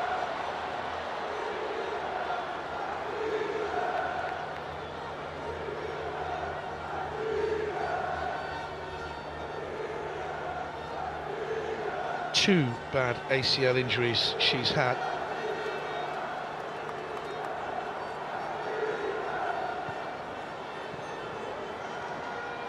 Ingle. Wrighton. Has it back again. Lucia Garcia has Mannion available.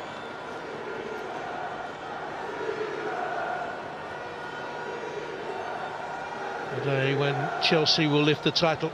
A day when Manchester City say farewell to Steph Houghton, former England captain. And again, it has been a joy for me to work fairly closely with Steph over the years, and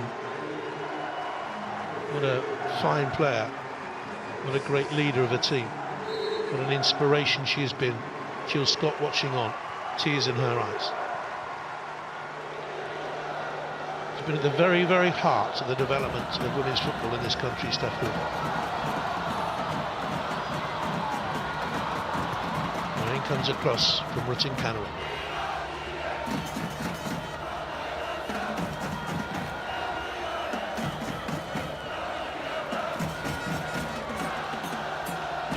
Turner.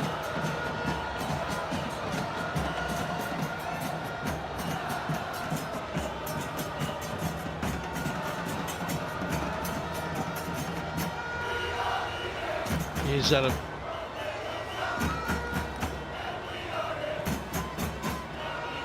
Mallard couldn't quite create there.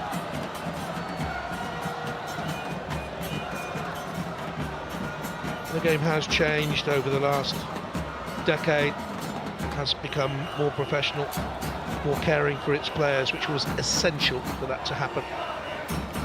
Still at the heart of it, the players haven't forgotten the support from those early days. From the core of supporters, they still have a great relationship with those. There isn't the distance perhaps you have between the men players and the supporters of football clubs. But it has been, for me, a joy to be able to sit in the street cafes of Vancouver in Canada with the players having a cup of coffee in between games. I don't think those days will ever come back. But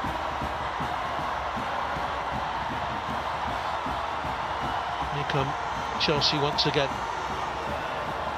20 minutes gone in the second half.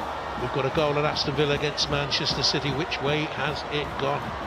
We just saw Rachel Daly's gone through the middle there, applauding the Arrival of Steph Houghton onto the pitch and then scores against her. Rachel Daly. Well, that has broken Manchester City's day. Makes it 1-1 there. And makes it all the more comfortable for Chelsea here, as Manchester United prepare to make a couple of substitutions. Shazy has come on to replace Mallard, and the other substitute I saw warming up was Hinata Miyazawa, Japanese international, and she comes on for Nelson. We had a terrific game at Wembley last week, but has been by and large bypassed in that midfield area. It was our first season at the club. Had a broken ankle that kept her out, or a fracture to the ankle, from November through to the end of March. A Ballon d'Or nominee. Here come Chelsea again. A little foul in there on Nurskind. She's done well since she came on.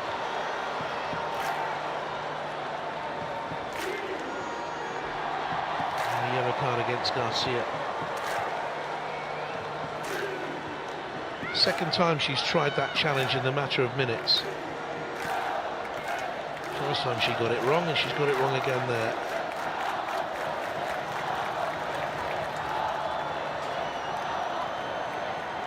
Not the way they wanted to finish after the heyday at Wembley last week.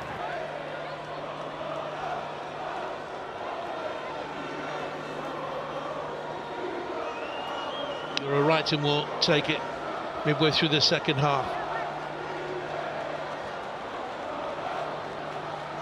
She's deserved to be on the score sheet today. It'll take her into double figures if she can get this. Clipped it, hit the wall, bounced on through.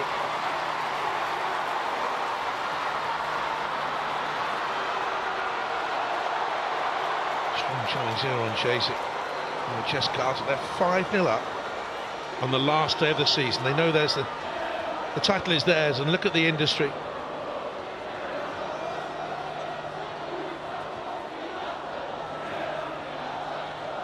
So they win it by 2 points, it would seem, unless there's a change down at Villa Park.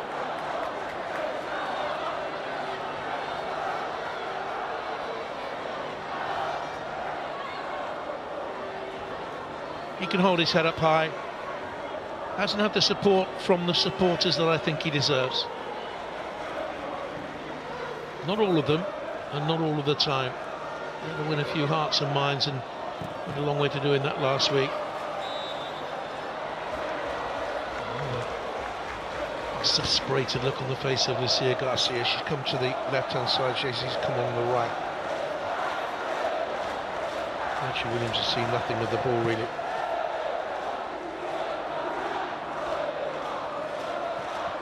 Ingle.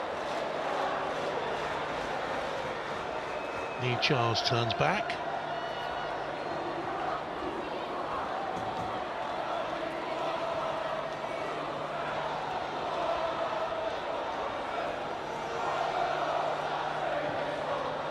Minutes to go here. More action down at Villa Park for you. Manchester City desperate now just for a win. It would be a consolation win.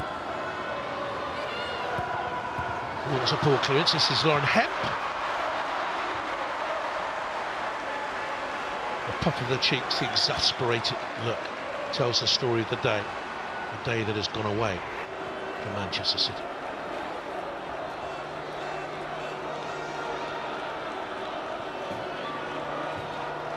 Chelsea in command here right from the second minute when Ramirez put them ahead.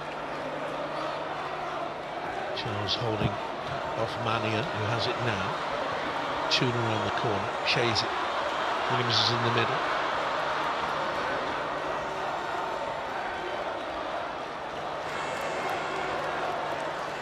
Got a sound game, Natalie Bjorn. Looks a good partnership in the making, that. Emma Hayes has had to twist and turn her defensive lineups this season. By Nurskind, she's there again. If I wasn't given the challenge on her, it was the one before.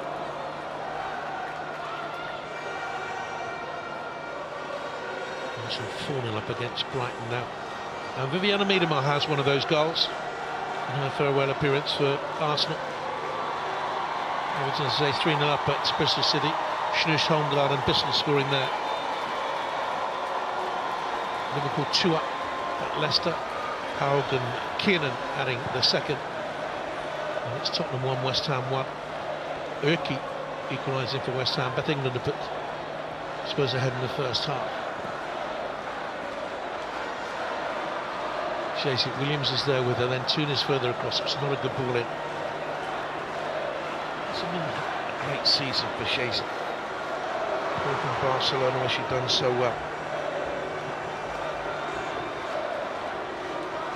Top of your picture there, she is very trudge as she comes across. She's had 13 league starts, she's been subbed in 10 of them. And here come Chelsea substitutes. It will be a special moment for one of them, that's for sure. Frank Kirby's about to come on. Guro Wrighton departs. And she's replaced by Ashley Lawrence, Canadian fullback. Listen to these rules now for Frank Kirby.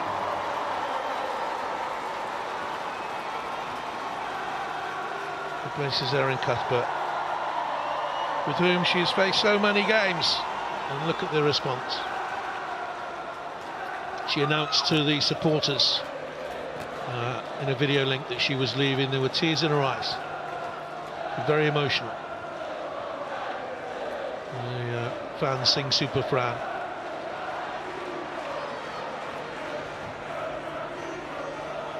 Outstanding over the years.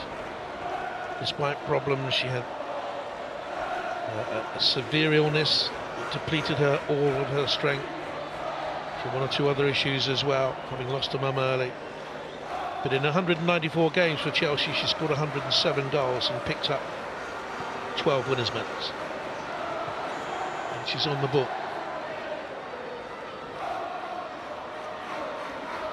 Chelsea on the attack.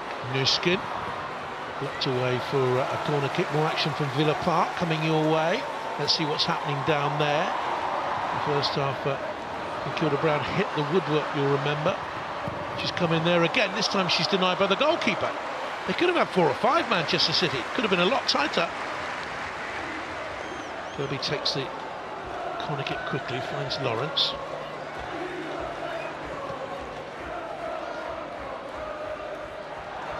Shazy will bring it away.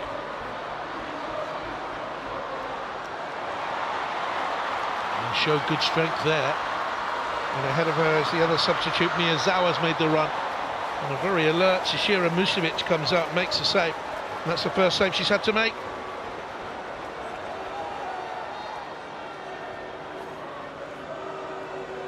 So close here. But in the end, the goalkeeper was too strong. Oh, we've got something down at Villa Park, I can tell you. This is too little too late for Manchester City. Can they get a final day win? Lauren Hemp arriving and scoring.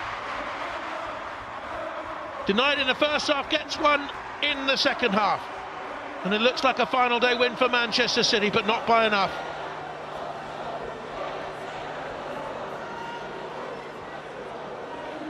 The table as it stands for you into the last quarter of an hour of the league season. They will be level on points. It will be Chelsea's title by the 6 goals. And Manchester City will curse that day they played Arsenal at home, because it was that defeat that has cost them the title. They had the chance, they knew that Chelsea had lost at Liverpool and looked shambolic at the back that day, and Emma Hayes had written the title off. It was theirs, Manchester City. And then they slipped up at home to Arsenal.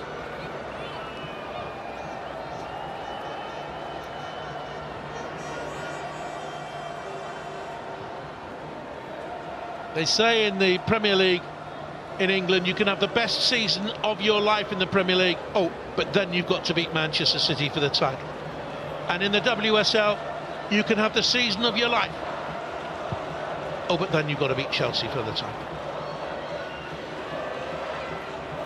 And Manchester City have pushed them all the way. Emma Hayes was saying before the game, Manchester City have been sensational.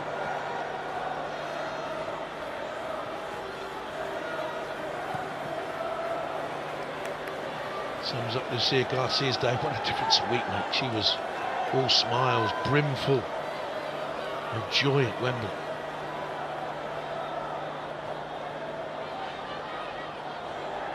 And their record run of WSL titles will go on.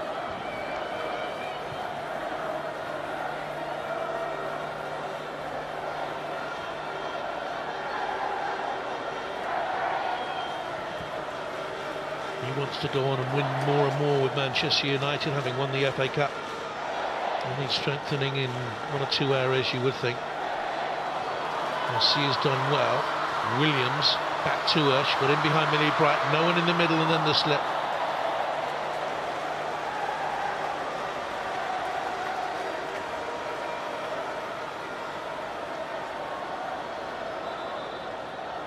But she won't give up.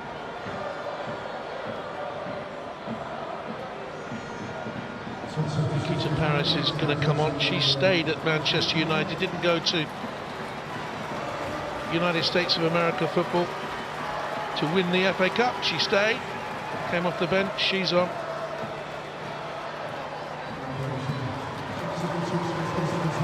Richard Williams to pass to allow Nikita Paris to come on. Whether she'll revive that move to Carolina, we'll wait and see.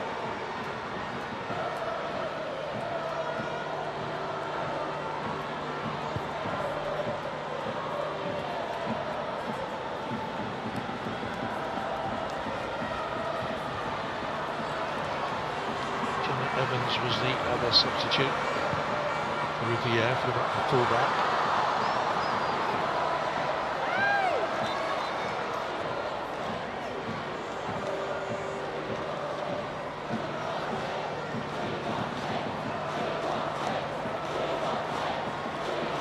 Crumpling day for Manchester United, but it was never going to be a day that was about them.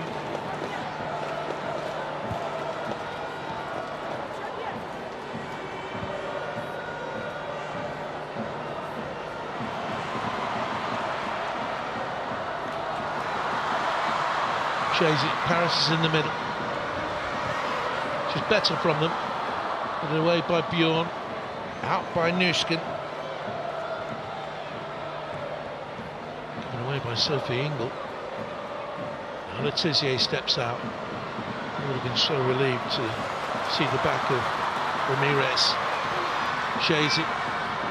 Charles is there. Look at the blue shirts back defending that. 8 Chelsea players back inside their own penalty area.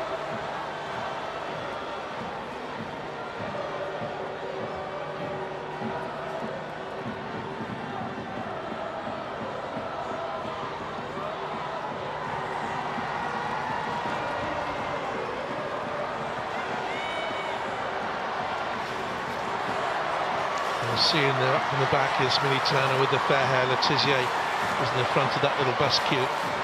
Zelen with the corner kick, well met in the middle. One header away by Bjorn, who's crucial for Chelsea in that sort of position.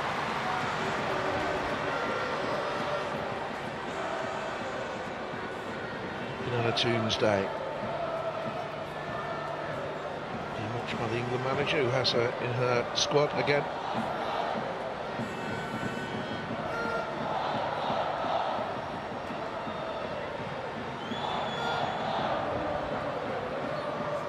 Chelsea will win the title, having dropped 5 points to Manchester City at home. Drew away 1-1, and then City went down to London and won 1-0.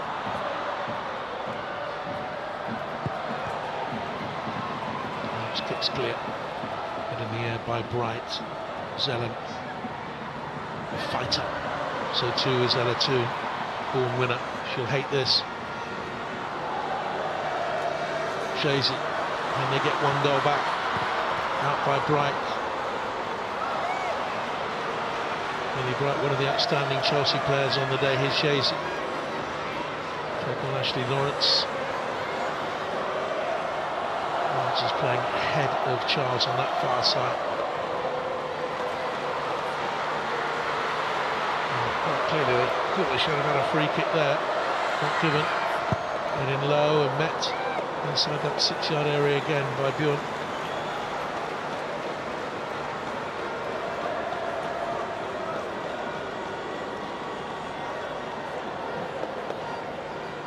That's offside, that's poor.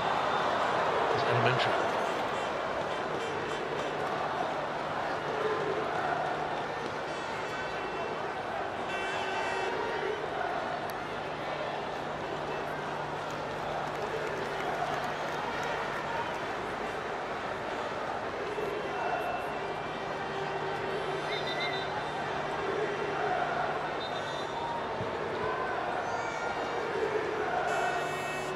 She looked for Beaver Jones.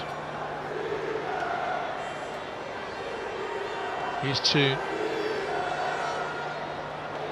And whoever takes the reins from Emma Hayes and is given the job next season and pushes on with the squad. We know Fran Kirby, we know Maren Mjelde, not included today, she's leaving as well. But look at the players that will be available next season. Beaver Jones getting better and better. Kerr back fit again. There will be plenty of activity in the summer, of course. Is Lawrence. Turn away, Kirby. Now Beaver Jones just went too early, and she'd looked along the line as well.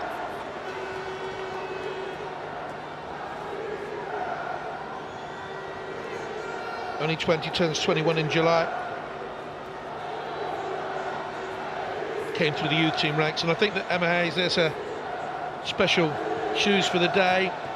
There's the special tracksuit top autographed by the players. She said that one of her proudest achievements at Chelsea is overlooking the development of the whole football club and the development of the young players who've come through.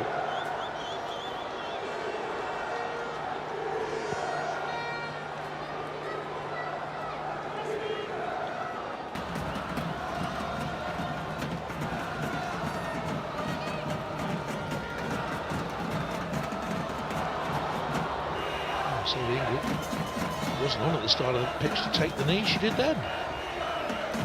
Letizia and Zeller trying to send Chasey away. Comes Zecira Mušević.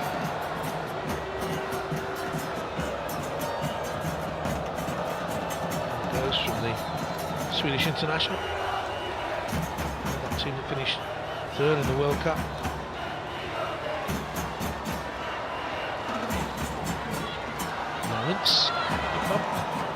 Goal kick anyway, 6.5 minutes to go.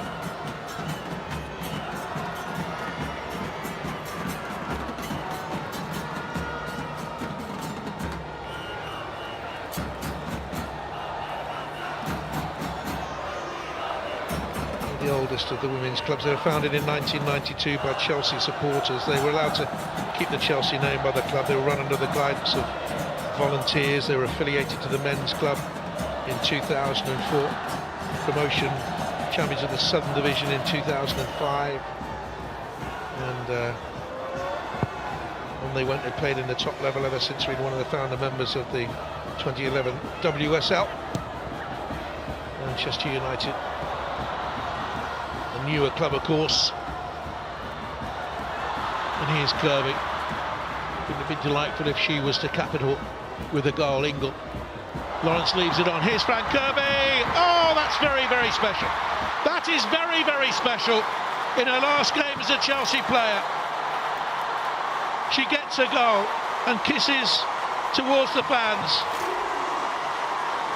A farewell moment to cap it all.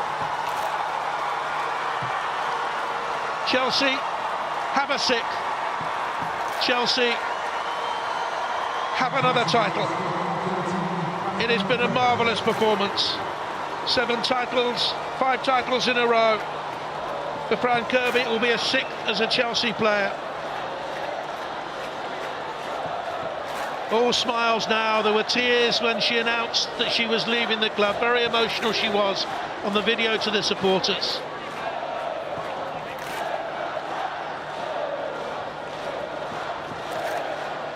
That was written in the stars.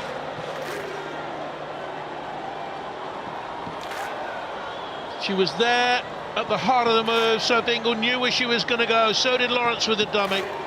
And the finish was unerring. And she scored a few in a time. That's 108 for her club. And 179 in her club career that started at Reading.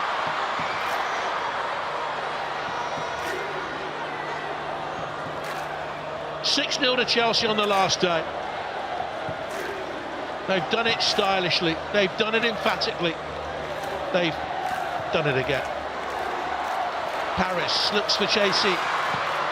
Millie Bright. They don't want to concede a goal now. Out by Nuskin. Zalem.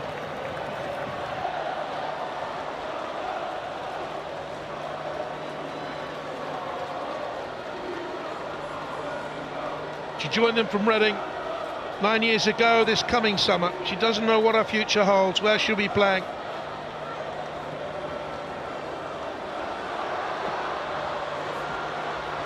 Little cross into the box by Miyazawa. And I'm sure wherever she goes, she will bring joy to the supporters. She's overcome problems and despair and grief. And it was a lovely smile, a bewitching smile, a glorious moment.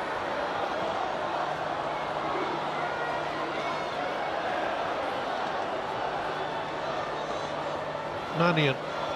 Manchester United looking for consolation, might get Lucia Garcia around the back. Not to be. This afternoon is 28,737. Thank you for your fantastic support. Over 20,000 at Old Trafford, as you just heard on the PA system. The big grounds used for the big games. And that will only increase. Arsenal have 5 against Brighton. Arnhem getting the 5th. On this last day, Manchester City 2-1 up at Villa, not enough. Everton 3-0 up at Bristol City. Liverpool 3-0 up against Leicester. And Tottenham 2, West Ham 1 now. Just now scoring the goal, 4 minutes from time. I hope we've kept you up to date on this last day. Charles. Lawrence is away. Eva Jones wants it played to her. Letitia came across. Hasn't been her afternoon. Aggie Beaver-Jones into the penalty area. Parried by the goalkeeper. Nearly came out to Ritting Cameron, and it was nearly a 7th.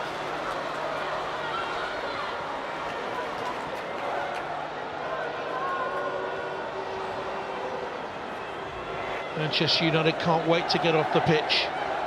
The sun has shone in Manchester. Brackets, that's a rarity. There goes Newskin. And away it goes. Away Nikita Paris can chase that down.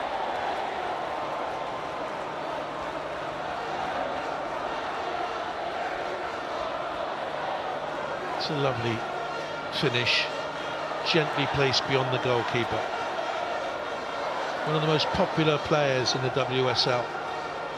Amongst teammates, opposition players, England colleagues and supporters.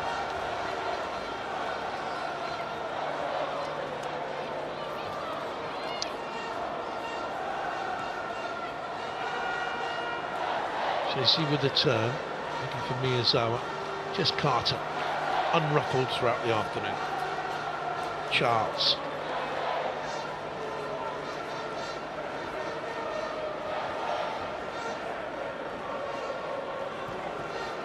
The one Manchester United real chance was the Letitia header that hit the bar. Garcia later on couldn't hit the target.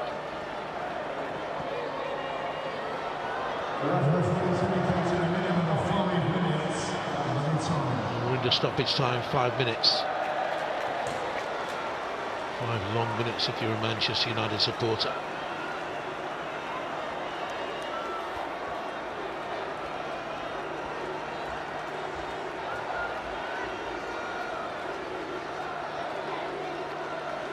have to find a way to beat Chelsea in the future, Manchester United. Get a first victory against them, otherwise they're unlikely ever to win the WSL, which is such an unforgiving league. Lose a couple and you're out of it, really. That's a turn up.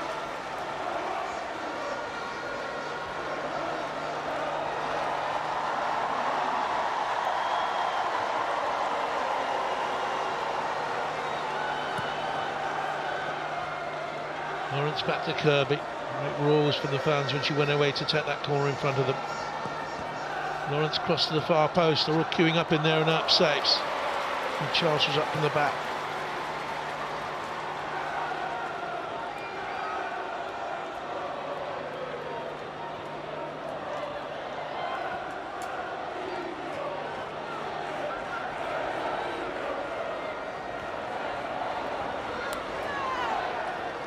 So tight in the end. Chelsea will have won 18 games, drawn 1, lost 3. Identical record to Manchester City, identical points.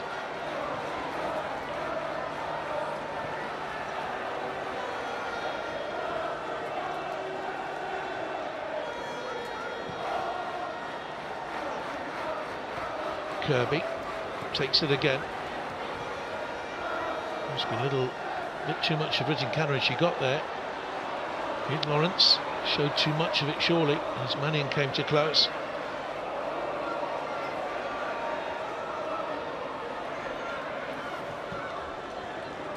Record number of WSL defeats for Manchester United, now 7 in a single season.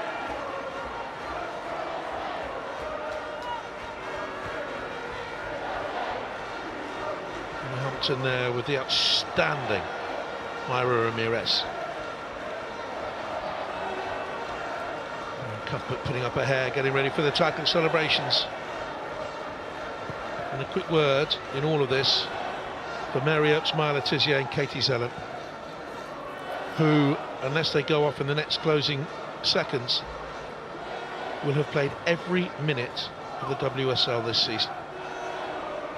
First team to have 3 players to do so since, well, Manchester City, I think it was, in 2019-20.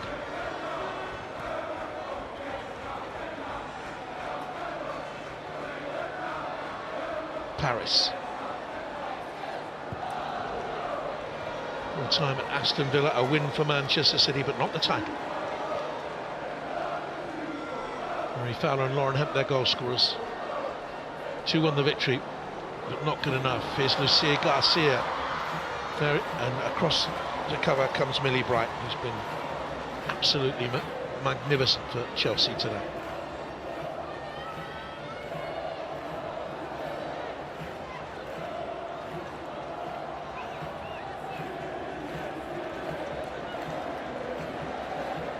Soon allowed to turn. Looks for Gemma Evans, a substitute. Shays. Katie Zellem. Chelsea will not want to concede now in the last minute of the season. Everton have gone 4 up at Bristol City, by the way.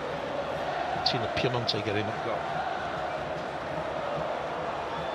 Chelsea look to Ritin Canarid again.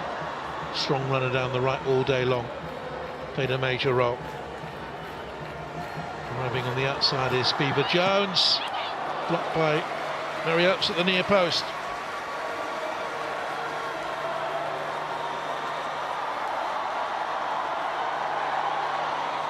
They're already celebrating. They have a corner, they know the clock is ticking.